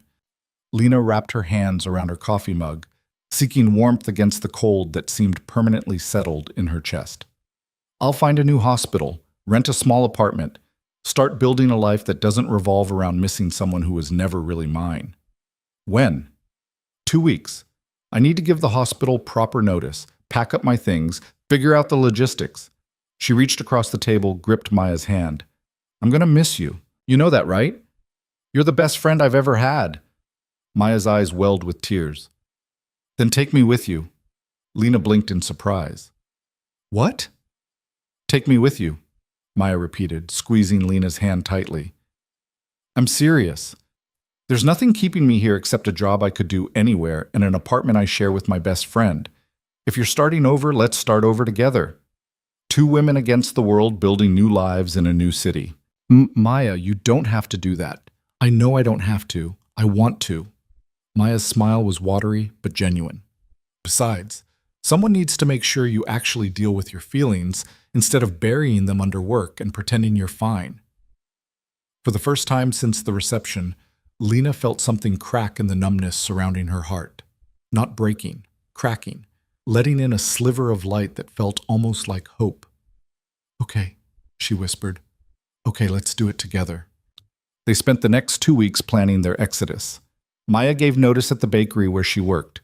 Lena met with her supervisor at Mercy General, explaining that she was relocating for personal reasons and would be leaving at the end of the month. They researched cities along the West Coast, finally settling on a small town in Northern California that boasted a community hospital in need of emergency room nurses and a thriving food scene that would welcome a talented pastry chef. Lena donated most of her furniture, packed her life into boxes that would be shipped ahead, and tried very hard not to think about the fact that she was running away. It wasn't running, she told herself. It was choosing herself. Choosing a future that didn't include waiting for a man who had proven he would always choose power over love. 3 days before their planned departure, Marcus appeared at Lena's apartment. She opened the door to find Dominic's second-in-command standing in the hallway, looking uncomfortable in a way she'd never seen during their previous encounters. His usual air of dangerous competence was undermined by the uncertainty in his eyes. "Miss Carter," he said formally, "I need to speak with you. May I come in?" Lena's first instinct was to slam the door in his face, but curiosity won over self-preservation. "You have 5 minutes," she said, stepping aside to let him enter. Marcus walked into the small living room, took in the packed boxes and bare walls, and his expression tightened. "You're leaving?" "Yes, in 3 days. Was there something you needed, or did you just come to state the obvious?" He turned to face her, and Lena was surprised to see genuine concern in his eyes. "I came to tell you the truth about what happened. The truth Dominic won't tell you because he thinks protecting you means keeping you in the dark." Lena's heart stuttered. "What truth?" Marcus pulled out his phone, scrolled through it, then held it out to show her a photograph. The image showed Dominic in what appeared to be his office, and the devastation on his face made Lena's breath catch. He looked destroyed, eyes red-rimmed, face haggard, his normally perfect composure completely shattered. "This was taken the night after you confronted him at the reception," Marcus said quietly. "He destroyed half his office, broke everything he could reach. Then he sat on the floor surrounded by the wreckage and told me he'd made the biggest mistake of his life." Lena forced herself to look away from the photo. "If this is supposed to make me feel sorry for him, it's not." Marcus put the phone away. "It's supposed to make you understand what you couldn't see. Dominic didn't choose the empire over you, Miss Carter. He chose your life over his happiness. He told me that at the reception. It's still cowardice." "Is it?" Marcus's voice was sharp now, challenging. 3 days before you confronted him at the warehouse, the night he told you about his father's ultimatum, Antonio Russo didn't just threaten to kill you. He had men watching you, following your every move, documenting your routines, your friends, your vulnerabilities. He showed Dominic photographs of you leaving work, getting coffee with Maya, sleeping in your apartment with the window open because you liked the night air. Ice flooded Lena's veins. "What?" "Antonio told Dominic that if he didn't marry Victoria, you would die. Not quickly, not painlessly. You would disappear piece by piece while Dominic was forced to watch. And then after you were gone, Antonio would kill everyone you cared about, Maya, your colleagues, the nurses you mentored at the hospital, just to make sure Dominic understood the cost of defiance." Lena sank onto the couch, her legs suddenly unable to support her weight. "Why are you telling me this?" "Because you deserve to know what he was protecting you from." Marcus sat in the chair across from her, his expression grave. "Dominic married Victoria to save your life, yes. But more than that, he married her to disarm his father, to make Antonio believe he'd won, that Dominic had fallen in line, that you were no longer a threat. The security team he pulled from your building, they didn't disappear. They're still watching you, still keeping you safe. You just can't see them anymore." "I don't understand." Lena's voice was barely a whisper. "If all of this is true, why didn't he just tell me?" "Because he knew you'd do exactly what you're doing now. Question whether his choice was right, whether there might have been another way. He didn't want you spending your life looking over your shoulder, wondering if Antonio's threat was still active." Marcus leaned forward, his eyes intense. "Dominic loves you enough to let you hate him if it means you stay alive. That's not cowardice, Miss Carter. That's the most courageous thing I've ever seen him do." Lena felt tears burning down her cheeks. "Then why did he send me money like I was some problem to be solved? Why did he tell me to disappear?" "Because the only way to guarantee your safety was to make you invisible to his father's world." As long as you stayed in the city, stayed connected to Dominic in any way, you were a target. The money was supposed to give you the freedom to start over somewhere far away, to build a life where Antonio Russo's threats couldn't reach you. This doesn't change anything. Lena wiped at her tears angrily. He still made the decision for me.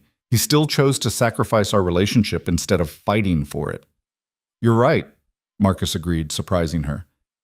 He did make that choice, and he knows it cost him everything that mattered.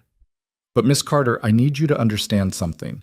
In Dominic's world, there was no fighting option. There was only survival or death, and he chose your survival over his own happiness. Lena closed her eyes, overwhelmed by the weight of what Marcus was telling her. All this time, she'd believed Dominic had chosen power and duty over love. But if Marcus was telling the truth, Dominic had chosen her life over everything else, including his own chance at happiness. Why are you telling me this now? She finally asked. What do you want from me? Nothing. Marcus stood, straightened his jacket. I'm telling you because Dominic asked me to. He said if you were leaving the city, you deserved to know the whole truth before you left. He wanted you to understand that everything he did, the marriage, the money, pushing you away, was about keeping you safe, not about choosing his empire. And what am I supposed to do with this information? Marcus headed toward the door, paused with his hand on the knob. That's up to you. But Dominic wanted me to give you something. He pulled an envelope from his jacket, set it on the table by the door. He wrote you a letter. He's been writing it every night since the reception, trying to explain what he couldn't say to your face. Then he was gone, leaving Lena alone with the envelope and the devastating knowledge that everything she'd believed about Dominic's betrayal might have been wrong. She stared at the envelope for hours, afraid of what it might contain. Finally, as midnight approached, she opened it with trembling hands. The letter was 12 pages long, written in Dominic's precise handwriting, and it destroyed her. He detailed everything Marcus had told her and more. The specific threats Antonio had made, the surveillance photos that had shown Lena's entire life mapped out like a target, the impossible choice between marrying Victoria or watching everyone Lena loved die. He explained how he'd negotiated with his father for days, trying to find some way to keep both Lena and his empire, before finally accepting that the only way to save her was to let her go. But it was the ending that broke Lena completely. I know you think I'm a coward, and maybe you're right. Maybe true courage would have been to burn down my entire world and run away with you. Damn the consequences. But Lena, I couldn't gamble with your life. I couldn't risk that my father would make good on his threats, and I would have to live with the knowledge that your death was my fault. So I made the only choice I could live with. I chose your life over my happiness. I married Victoria, consolidated the alliance, gave my father everything he wanted. And then I sent you away with enough money to build the life you deserve, far from the darkness of my world. You called me a coward at the reception, and those words haunt me. Because you're right. I wasn't brave enough to fight for us. I wasn't brave enough to risk everything for love. I was only brave enough to sacrifice my own happiness to ensure you lived. I'm writing this letter because Marcus told me you're leaving the city, and I needed you to know the truth before you left. Not because I want you to forgive me or come back. I don't deserve either. But because you deserve to know that every choice I made, no matter how much it hurt you, was made out of love. I hope you find happiness, Lena. I hope you build a beautiful life full of joy and safety and all the things my world could never give you. And I hope someday, when you think of me, you'll remember that I loved you enough to let you go. I will love you for the rest of my life, even if you hate me, even if you never think of me again. You were the best thing that ever happened to me, and I will spend every day regretting that I wasn't brave enough to deserve you. Forever yours, even in absence, D. Lena read the letter 3 times, tears streaming down her face, before she finally understood the full scope of what Dominic had done. He hadn't chosen his empire. He'd chosen her survival, and in doing so, he'd condemned himself to a life married to a woman he didn't love, trapped in a world he'd been willing to leave, all to ensure Lena lived. It wasn't cowardice, it was the most devastating kind of love. Maya found her the next morning, still sitting on the couch with the letter clutched in her hands, her face swollen from crying. What happened? Maya asked, immediately concerned. So Lena told her everything. Marcus's visit, the truth about Antonio's threats, the letter that had rewritten her entire understanding of Dominic's betrayal. When she finished, Maya was quiet for a long time. So what are you going to do? She finally asked. I don't know. Lena's voice was raw from crying. He sacrificed everything to keep me safe. How am I supposed to just walk away from that? You're supposed to ask yourself if you can live with the choice he made. Maya sat beside her, took her hand. Because Lena, even if his reasons were noble, he still took away your agency. He still decided for you what was worth risking, and you need to figure out if you can forgive that. I don't know if I can. Lena looked down at the letter, at Dominic's precise handwriting declaring his love and his regret. But I also don't know if I can leave without at least trying to understand. Then don't leave. Maya squeezed her hand. Or at least don't leave yet. Take the time you need to figure out what you really want. Our new life in California will still be there next month if you decide that's what you need. Lena spent the next 2 days in an agony of indecision. Part of her wanted to stick to her plan, leave the city, start over, build a life that didn't involve Dominic Russo and his impossible choices. But another part, the part that had read his letter over and over until she'd memorized every word, couldn't stop thinking about the man who'd loved her enough to destroy his own happiness for her safety. On the third day, the day she was supposed to leave, Lena made a decision. She asked Maya to delay their departure by 1 week. Just 1 week to get answers to the questions that were eating her alive. Then she did something she'd sworn she would never do. She called Marcus and asked him to arrange a meeting with Dominic. The response came within an hour. Dominic would meet her wherever she wanted, whenever she wanted. The choice was entirely hers. Lena chose the botanical gardens where they'd walked that midnight weeks ago. Neutral ground, beautiful and peaceful, far enough from Dominic's world that she could think clearly. She arrived at sunset, the gardens officially closed, but the gates mysteriously unlocked. Dominic's doing, she was sure. The paths were empty, the flowers glowing in the golden light, and Lena walked slowly toward the rose garden where she'd asked Marcus to tell Dominic she would be waiting. He was already there when she arrived, standing with his back to her, his hands in his pockets, his shoulders tight with tension. He looked different than he had at the reception, less polished, more human.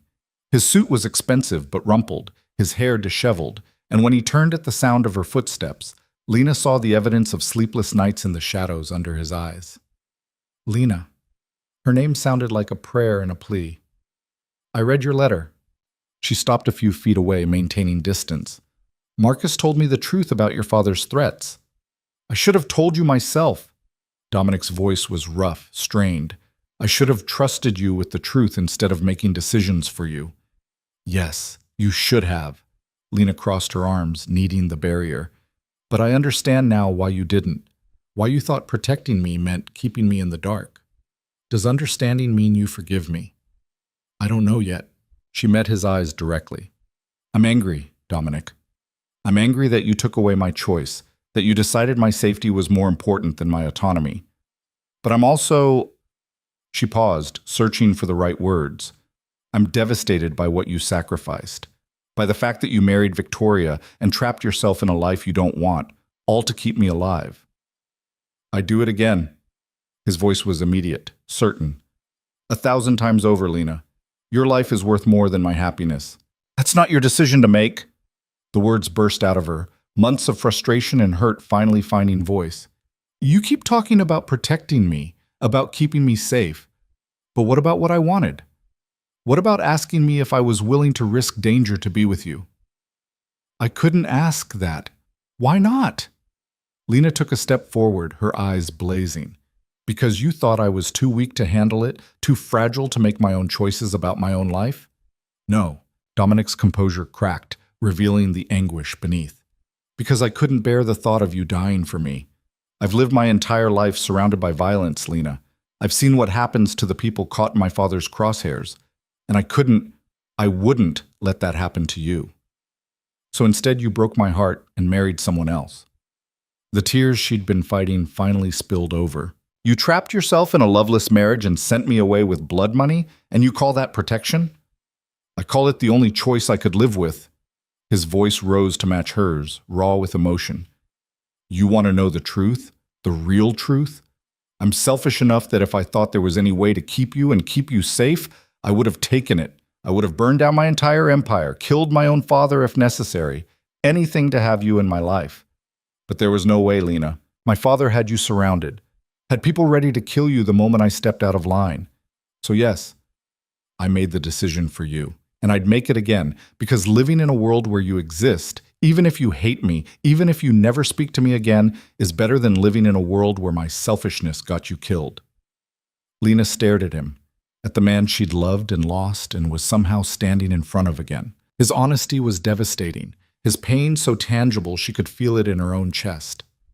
"Your letter said you loved me enough to let me go," she said quietly.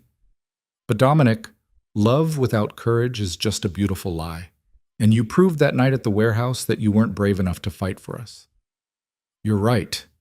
He took a step toward her, his eyes never leaving hers. "I wasn't brave enough then. I was terrified of losing you, so I pushed you away before my father could take you from me. But Lena, I'm standing here now, telling you the truth you deserve. Doesn't that count for something?" "I don't know." She wrapped her arms around herself, suddenly cold despite the warm evening air. "I don't know if I can trust you again. I don't know if I can forgive you for making that choice, even if I understand why you made it." "Then what do you need from me?" Dominic's voice dropped to barely above a whisper. "Tell me what you need, and I'll give it to you. Anything." Lena looked at him, really looked at him, and saw not the powerful Mafia boss who controlled half the city, but a man who had sacrificed everything for love and was now standing in a garden at sunset, begging for a second chance he probably didn't deserve. "I need time," she finally said. "Time to process everything I've learned. Time to figure out if I can forgive you, or if the hurt is too deep to overcome." "How much time?" "I don't know, maybe weeks, maybe months, maybe forever." She took a shaky breath. "I was supposed to leave the city today, Dominic. Start a new life somewhere far away from you and your world. And I'm still going to leave, eventually, but not yet. Not until I've figured out what I really want." Something like hope flickered in his eyes. "You're staying?" "For now, for 1 week at least. To think. To grieve. To decide if understanding your choice means I can forgive it." She moved toward him, close enough to see the gold flecks in his dark eyes. "But Dominic, you need to understand something. Even if I forgive you, that doesn't mean we can be together. You're still married to Victoria. Your father is still a threat. Nothing about the impossible situation has actually changed." "Everything has changed." His hand came up to cup her face, his thumb brushing away the tears on her cheek. "My father had a stroke 2 days ago, a massive one. The doctors say he won't recover consciousness. He's dying, Lena." She jerked back in shock. "What?" The stress of consolidating power after the wedding, the constant scheming, years of violence, it all caught up with him. He collapsed in his office during a meeting, and now he's on life support while the family decides when to let him go. Dominic's voice was flat, emotionless. "I should feel something about that. Grief or relief or anything. But all I can think is that the threat to you is dying with him." Lena's mind raced, trying to process this new information. "So you're saying," "I'm saying that in a few days, maybe a week, Antonio Russo will be dead. And when he dies, I'll be the undisputed head of the family, which means I'll have the power to make my own choices without fear of him retaliating against you." His eyes were intense, burning with something that looked like desperate hope. "I can't undo marrying Victoria, but I can divorce her once my father is gone and the alliance is secure. I can make sure you're safe without sacrificing our future." "Dominic?" Lena didn't know what to say, how to feel about this sudden shift in their impossible situation. "I know I don't deserve a second chance," he continued, his voice urgent now. "I know I hurt you and broke your trust and made choices that you may never forgive.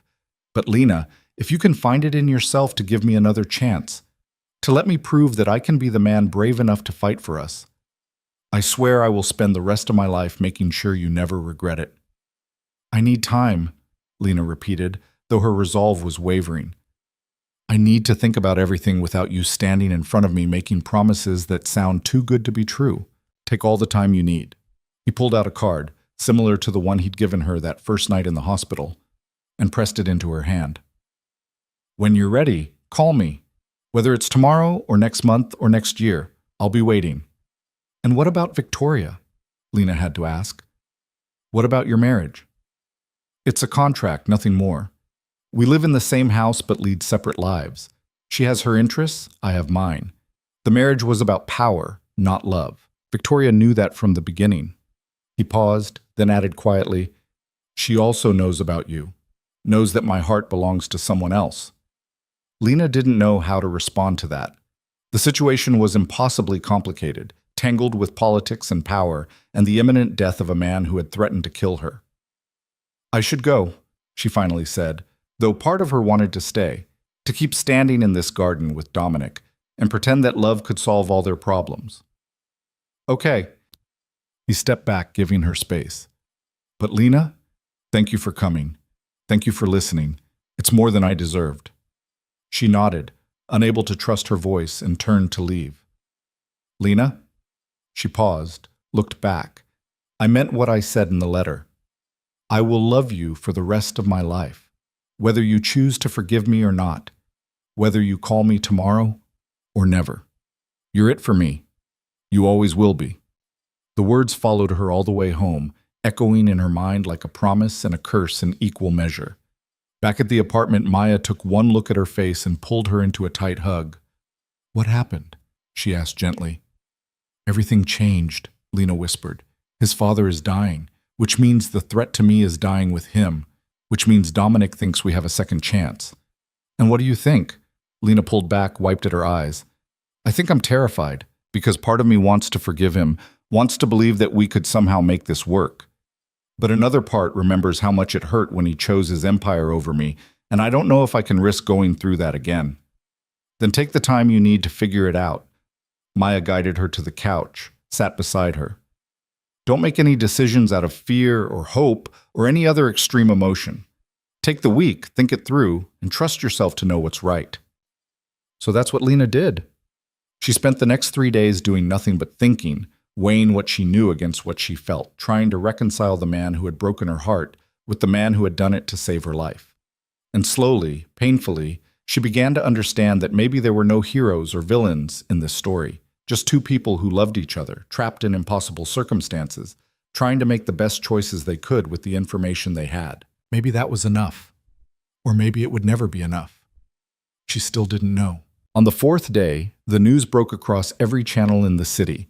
Antonio Russo, patriarch of the Russo crime family and one of the most powerful men in the underworld, had died at the age of 68. The official cause was listed as complications from a stroke, but everyone who understood the dynamics of power knew the real story. A lifetime of violence and ruthless ambition had finally caught up with him. Lena watched the coverage from her couch, Maya silent beside her, as reporters detailed Antonio's life with the kind of sanitized reverence reserved for men whose crimes were too numerous to mention on television. They showed footage of the funeral, a massive affair attended by hundreds of people in expensive black suits, all paying respects to a man most of them had probably feared more than loved. And there, at the center of it all, stood Dominic. The cameras caught him as he delivered the eulogy, his expression perfectly controlled, his voice steady as he spoke about legacy and family and duty. But Lena, who had learned to read the subtle tensions in his posture, could see what the cameras missed, the rigid set of his shoulders, the way his jaw clenched between sentences, the brief moment when his eyes closed, as if he was gathering strength to continue. He looked like a man enduring rather than grieving. Victoria stood beside him throughout the ceremony, her hand resting on his arm in a show of spousal support that looked perfect for the cameras, but felt hollow to anyone paying close attention. She was elegant in black, her expression appropriately solemn, playing her part in the theater of mob succession with practiced grace. After the broadcast ended, Lena sat in the silence of her apartment and tried to figure out what she was feeling. Relief that the man who had threatened to kill her was gone? Sympathy for Dominic, who had just lost his father despite their complicated relationship? Or something else entirely? A recognition that with Antonio's death, all the barriers between her and Dominic had suddenly, irrevocably disappeared. Her phone buzzed with a message. The funeral is tomorrow at St. Augustine's. I understand if you don't want to come, but I wanted you to know you're welcome if you choose to. The threat died with him, Lena. You're safe now. D. She stared at the message for a long time, her thumb hovering over the keyboard, trying to decide how to respond, or if she should respond at all. Finally, she typed, "I'm sorry for your loss. I know your relationship with him was complicated." The reply came immediately. "Thank you. Can I see you?" "After the funeral? I need to tell you something important." Lena's heart hammered against her ribs. "What is it?" "Not over text. Face to face. Please, Lena, give me one more chance to explain everything." She should have refused, should have maintained the distance she needed to think clearly. But the plea in his message, the knowledge that his father's death had fundamentally changed their situation, made her type, "The Botanical Gardens, 7 p.m. tomorrow. I'll be there. Thank you." Maya found Lena standing by the window an hour later, staring out at the city lights without really seeing them. "You're going to meet him, aren't you?" Maya's voice held no judgment, only understanding. "I have to." Lena turned to face her friend. "His father is dead, which means everything he said about being able to make his own choices now is true. I need to hear what he has to say. And if he asks you to take him back? I don't know." Lena wrapped her arms around herself. "Part of me wants to. Part of me is still so angry at the choices he made. And part of me is just tired. Tired of hurting. Tired of missing him. Tired of trying to figure out if love is enough to overcome everything that's happened between us." Maya crossed to her, pulled her into a gentle hug. "Whatever you decide, I support you. Whether that's giving him another chance or walking away for good. Just make sure the choice is really yours, not something you're doing out of obligation or guilt or any emotion except what you truly want." "What if I don't know what I truly want?" "Then you tell him that. You tell him you need more time, and if he really loves you the way he claims, he'll give it to you without conditions." The next evening, Lena dressed carefully for the meeting. Not the black dress from their first dinner, which carried too many memories, but simple jeans and a soft sweater that made her feel like herself instead of someone playing a part. She pulled her hair back in a loose ponytail, applied minimal makeup, and looked at her reflection with the kind of brutal honesty that only comes from heartbreak. She looked older than she had 3 months ago. The events with Dominic had left marks that went deeper than her appearance, had changed something fundamental in how she saw herself in the world.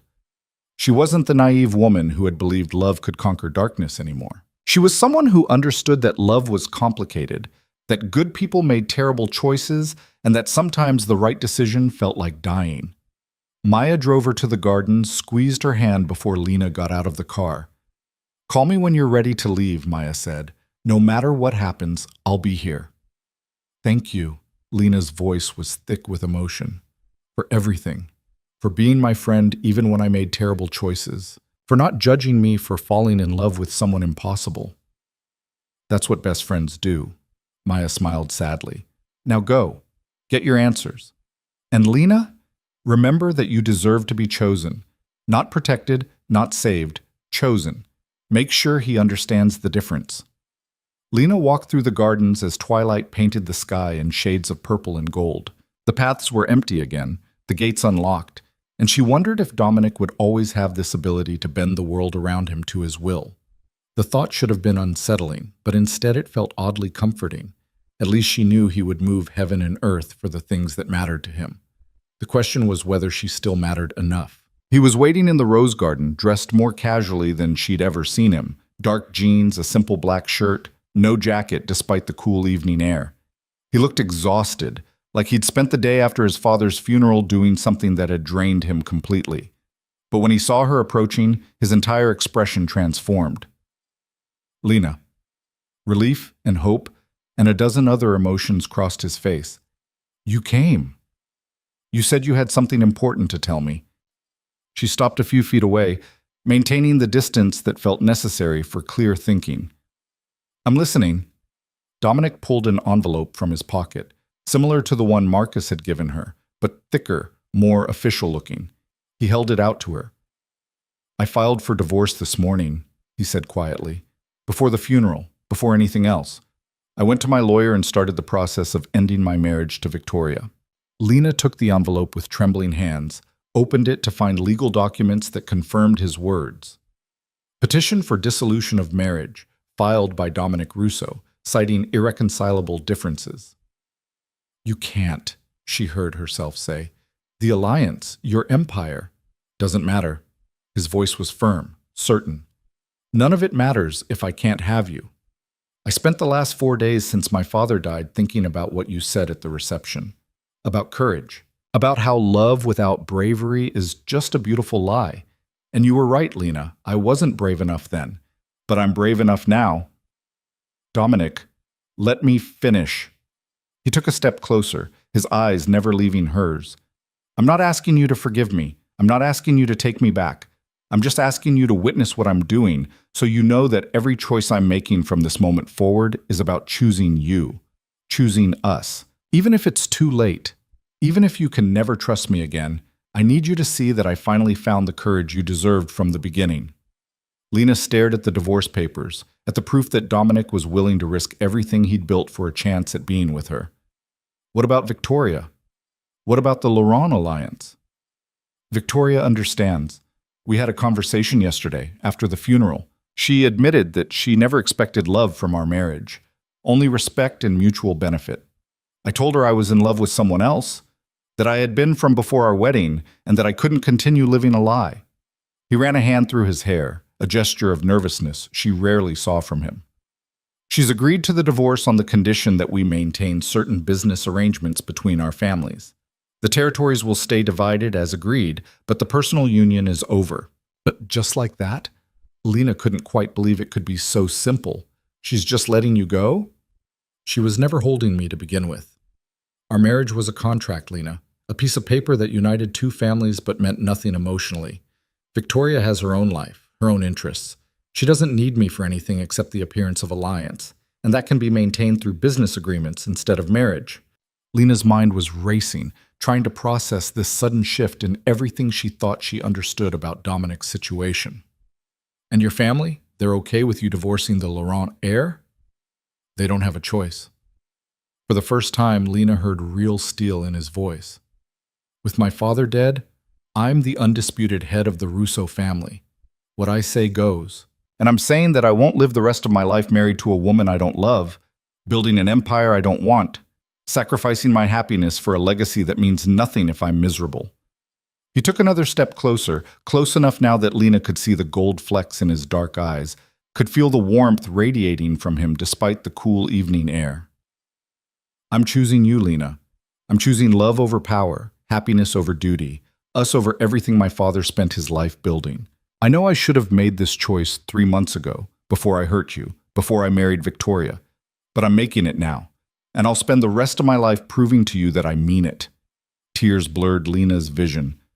What if I can't forgive you? What if the hurt is too deep? Then I'll accept that. His voice was steady despite the pain in his eyes. I'll sign the divorce papers, walk away from Victoria, and live with the knowledge that I found the love of my life and lost her because I was too afraid to fight for her when it mattered. But Lena, I needed you to know that your words at the reception changed me. You challenged me to be brave, and it took losing you to understand what that really meant. I don't know what to say. Lena's voice broke. I don't know if I'm ready to trust you again. Then don't. Dominic reached out slowly, giving her time to pull away, and gently took her hand. Don't trust me yet. Make me earn it back. Make me prove day after day that I'm the man you believed I could be. I'll wait as long as it takes, Lena, whether that's weeks or months or years. I'll be here, choosing you, until you decide whether you can choose me back. She looked down at their joined hands, at the way his fingers intertwined with hers like they belonged there.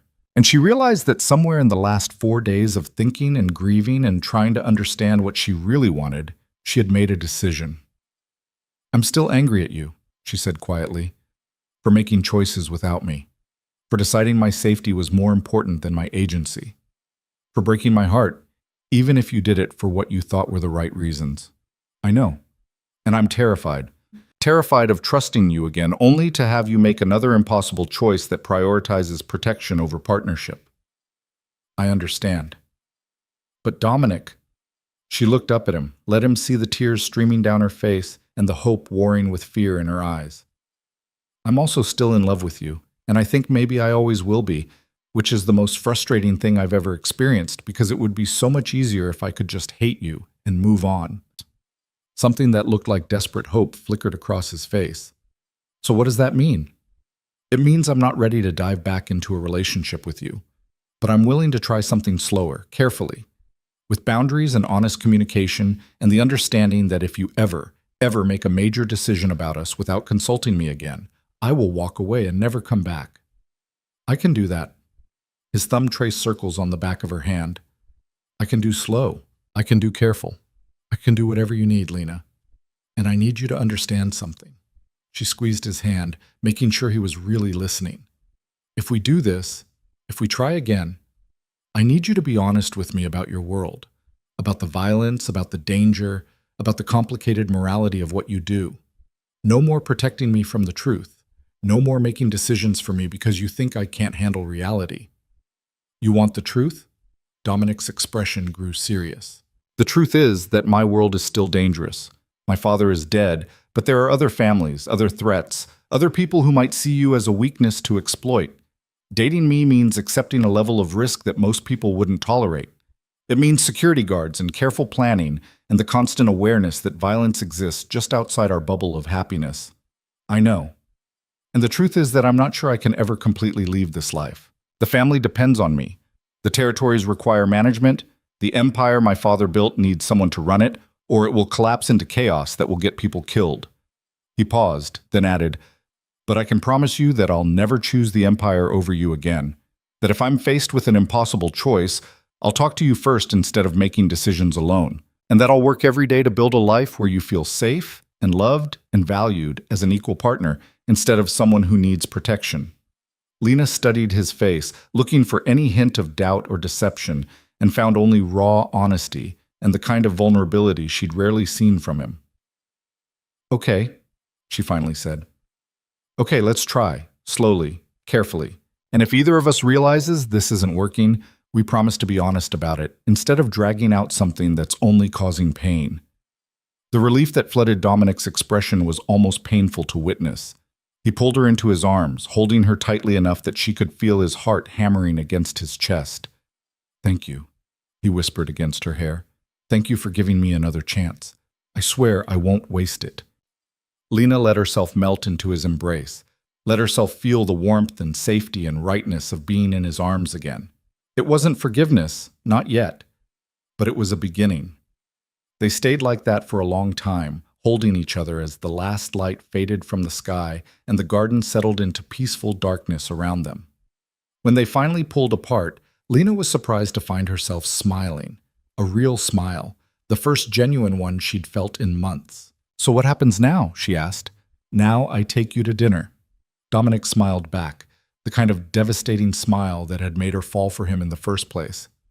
Somewhere normal, somewhere without armed guards and secret passwords.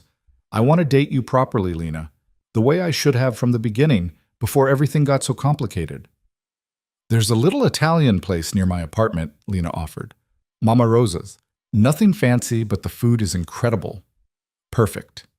He took her hand, laced their fingers together. Lead the way. So they left the botanical gardens together, walked through the city streets like a normal couple on a normal date, and discovered that without the weight of impossible choices hanging over them, they could simply enjoy each other's company. They talked about everything and nothing, her work at the hospital, his plans for transitioning some of the family's operations toward legitimate businesses, their shared love of old movies and terrible puns. And for the first time since everything had fallen apart, Lena felt like she could breathe again. The next 3 months unfolded with a gentleness Lena hadn't expected. Dominic kept his promise about taking things slowly, about rebuilding trust through consistent action rather than grand gestures. He showed up when he said he would. He called every night, even when meetings ran late. He introduced her to the legitimate side of his business empire, the real estate holdings, the restaurants and nightclubs, the charity foundation his mother had started before her death. And he was honest, almost brutally so, about the darker aspects of his world. When there were territorial disputes, he told her about them. When violence erupted between rival families, he didn't hide it from her. He gave her the information she needed to make informed choices about their relationship, trusting her to decide what she could handle instead of deciding for her. The divorce from Victoria was finalized 6 weeks after Dominic filed the papers. It was handled quietly, without media attention, and structured in a way that maintained the business alliance between the Russo and Laurent families while dissolving the personal union. Victoria sent Lena a note afterward, just a simple card that read, Take care of him. Underneath the armor, he's more fragile than he looks. Lena had been surprised by the kindness in that gesture, by the recognition from Victoria that Dominic had never really belonged to her, had always been waiting for someone else. Maya, true to her word, supported Lena's decision to give Dominic another chance while also maintaining healthy skepticism. She became friends with Marcus, oddly enough, bonding over their shared roles as the people who loved and worried about Lena and Dominic respectively. The four of them had dinner together once a month, and Lena cherished those evenings where their complicated lives felt almost normal. But it was the small moments that really healed Lena's heart, the way Dominic learned to ask for her opinion instead of making decisions for her. The morning he showed up at her apartment with coffee and pastries, just because he wanted to see her before her shift. The night he admitted that running the family empire made him feel trapped, and she held him while he processed years of resentment toward a legacy he'd never chosen. And slowly, carefully, Lena began to forgive him. Not all at once, but in increments. Each honest conversation, each moment of vulnerability, each choice he made to prioritize their partnership over his instinct to protect her from everything difficult. 4 months after their reconciliation in the botanical gardens, Dominic took Lena back to Salvatore's for dinner.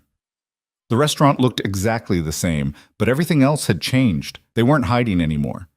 Their relationship wasn't a secret that had to be protected from dangerous fathers and impossible alliances. They were just two people who had fought their way back to each other and were building something real. "I have something to tell you," Dominic said over dessert, his expression serious enough to make Lena's heart skip. "What is it?" "I'm stepping back from running the day-to-day operations of the family business. Marcus is taking over most of the territory management. I'm keeping control of the legitimate enterprises, the real estate, the restaurants, the investments. But I'm done with the violence, done with the territorial disputes and the constant threat of war." Lena set down her fork, stunned. "Dominic, that's huge. Are you sure?" "I'm sure." He reached across the table, took her hand. "You challenged me to be brave enough to choose the life I want instead of the one I inherited. This is me doing that. I can't walk away completely. The family would fall apart, and the resulting chaos would get people killed. But I can transition towards something better. Something that doesn't require me to be the kind of man my father was." "What changed your mind?" "You did." His thumb traced the familiar pattern on her hand. "Being with you makes me want to be better. Not just for you, but for myself. I spent my whole life believing I was trapped in this role, that I had no choice but to follow the path my father set. But watching you walk away from me at that reception, seeing the disappointment in your eyes when I proved I wasn't brave enough, that broke something open inside me. Made me realize I'd rather risk everything building something new than spend another day living a life that makes me miserable." Tears pricked at Lena's eyes. "I'm proud of you for making this choice, for being brave enough to change. I couldn't have done it without you." He paused, then added quietly, "Actually, that's not true. I could have done it without you, but I wouldn't have wanted to. You make me want to be the man you believed I could be, even when I didn't believe it myself." That night, after dinner, Dominic drove Lena to a building she didn't recognize, a converted warehouse in an industrial district that was slowly being revitalized. He led her inside, up 3 flights of stairs, and unlocked a door to reveal a spacious loft apartment with floor-to-ceiling windows overlooking the city. "What is this?" Lena asked, taking in the open floor plan, the modern kitchen, the comfortable furniture arranged to take advantage of the spectacular view. "It's mine, or it will be, once the paperwork clears." Dominic moved to stand beside her at the windows. "I'm selling the house I shared with Victoria. Too many memories of a life I didn't want. This place is a fresh start, somewhere that's just mine, not inherited or connected to family legacy. A place where I can figure out who Dominic Russo is when he's not trying to live up to his father's expectations." Lena turned to look at him, saw the nervousness in his expression. "I'm telling you this because I want you to know that I'm building a life I can be proud of. A life that has room in it for love and happiness and all the things I sacrificed for too long." He took her hand, "And I'm hoping that eventually, when you're ready, you might want to be part of that life. Not just as someone I date, but as a real partner. As someone who helps me decide what our future looks like instead of following a path someone else chose." "Dominic, I'm not asking you to move in," he said quickly. Not yet. I know we're still rebuilding trust, still figuring out how this works between us. But I wanted you to see that I'm serious about change, that I'm creating space in my life for the future we both deserve. Lena looked around the loft, at the blank canvas of possibility it represented. She thought about the journey that had brought them to this moment, the betrayal and heartbreak, the anger and forgiveness, the slow, painful process of learning to trust again. And she realized that somewhere along the way, she had stopped being afraid. "Ask me again in 6 months," she said, squeezing his hand. "Ask me to move in with you once we've proven that we can really do this. That we can be partners who communicate and compromise and choose each other every day, not just in the dramatic moments, but in all the small, ordinary ones too." Dominic's smile was worth every moment of pain they'd endured to get here. 6 months, I can do that. 6 months later, almost exactly a year after the night Dominic had first walked into her emergency room bleeding and changing her life forever, Lena stood in that same loft apartment surrounded by moving boxes. Maya was there helping her unpack kitchen supplies and offering running commentary about Dominic's minimalist taste in decor. Marcus showed up with lunch and spent an hour installing security features that made Lena feel safe without feeling imprisoned. And Dominic moved through the chaos with a peaceful expression, clearly happy just to have her there. They had proven, over those 6 months, that they could build something real. They'd navigated arguments about boundaries and differences in communication styles. They'd celebrated victories at the hospital and successful business transitions. They'd spent quiet nights watching old movies and intense evenings discussing the future of the family empire and how to transition it toward legitimacy. And through it all, they had chosen each other. Not out of desperation or fear or the intoxicating rush of forbidden love, but out of genuine partnership and the recognition that they were better together than apart. That night, after everyone had left and the loft was finally quiet, Lena and Dominic sat on the couch watching the city lights sparkle below them. "Thank you," Dominic said quietly, his arm around her shoulders. "For giving me another chance. For teaching me what real courage looks like. For choosing me even after I proved I didn't deserve you." "You earned it," Lena replied, leaning into his warmth. "Every day. With every choice you made to be better. To be brave. To build a life worth living instead of just surviving. I have something for you." He pulled a small box from his pocket, and Lena's breath caught. But when he opened it, instead of a ring, she found a key. "It's the key to this loft," he explained. "But it's also symbolic. A reminder that you hold the key to my life, my future, everything I'm building. I'm not asking you to marry me, not yet. We've rushed too many things in our relationship. But I'm promising you that when I do ask, and I will ask, Lena, because I want to spend the rest of my life with you, it will be because we've built something strong enough to last. Something based on trust and honesty, and the courage to keep choosing each other, no matter what challenges we face." Lena took the key, felt its weight in her palm. "I love you," she said, the words coming easier now than they had in the early days. "I love the man you've become, the man who's brave enough to change, to admit mistakes, to build something better than what he inherited. I love you too." He kissed her forehead, gentle and reverent. "And I promise you, every day for the rest of my life, I will choose you. Not over you, not for you, but with you. As partners, as equals. As two people who fought their way back to each other and decided love was worth the risk." And in that moment, surrounded by boxes and city lights and the promise of a future they would build together, Lena finally understood what Maya had meant all those months ago. She hadn't needed saving. She had always been strong enough to save herself. But she had chosen to build a life with someone who recognized that strength, who honored it, who stood beside her as an equal rather than a protector. And that made all the difference. 3 years later, Lena stood in the community clinic she'd opened in the neighborhood where she'd grown up. The clinic offered free medical care to people who had nowhere else to go, funded by a combination of Dominic's legitimate business profits and donations from families who remembered what it was like to need help and have nowhere to turn. Maya's bakery occupied the storefront next door, providing fresh bread and pastries at prices anyone could afford. The two businesses had become anchors for the revitalization of the neighborhood, proof that success didn't require exploitation, that power could be used to build up instead of tear down. Dominic appeared in the doorway of her office, looking relaxed in jeans and a simple shirt, his tie abandoned sometime around noon. He'd fully transitioned out of the violent side of the family business, focusing instead on legitimate enterprises that created jobs and opportunities rather than perpetuating cycles of crime. "Ready to go?"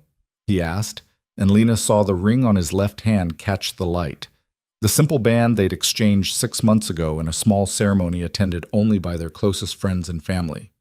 "Ready?" she confirmed, shutting down her computer and grabbing her bag. They walked through the clinic together, Dominic greeting the staff by name, stopping to talk to a few patients who recognized him from his work with the Community Foundation. This was who he'd become. Not the feared Mafia boss, but a man dedicated to using his resources to help others, to making up for the harm his family's empire had caused over the years. Outside, the neighborhood bustled with evening activity. Children played in the park that Dominic's foundation had renovated. Small businesses thrived in storefronts that had once been abandoned. And everywhere Lena looked, she saw evidence of what was possible when power chose service over domination. "I've been thinking," Dominic said as they walked toward their car, "about starting a mentorship program. Something that gives kids in this neighborhood alternatives to the kind of life I lived. Education funding, job training, support systems that show them there are paths forward that don't involve violence or crime." Lena smiled, squeezed his hand. "I think that's a beautiful idea. Will you help me plan it? I want to make sure we're addressing the real needs, not just throwing money at problems I don't fully understand." "Of course." She stopped walking, turned to face him. "That's what partners do, right? Build things together, make decisions together, choose the future together." Dominic pulled her close, kissed her in the middle of the sidewalk while the neighborhood moved around them. "Together," he agreed. "Always together." And as they drove home through the city, where their love story had begun with gunshot wounds and impossible choices, Lena reflected on how far they'd both come. She had learned that love didn't mean sacrificing yourself on the altar of someone else's protection. Dominic had learned that courage meant choosing vulnerability over control, partnership over power. Together, they had built something neither could have created alone, a life defined not by the darkness of Dominic's past or the pain of their separation, but by their shared commitment to being better, doing better, choosing better every single day. She had walked into his world expecting to save a life. Instead, she had found something far more valuable, a partnership that had saved them both. And that, Lena thought as they pulled up to the loft that had become their home, was the greatest truth she had ever learned. She had never needed saving, but she had chosen to build a life with someone who understood that loving her meant empowering her, not protecting her from the world. And in the end, that choice, that brave, difficult, rewarding choice, had made all the difference.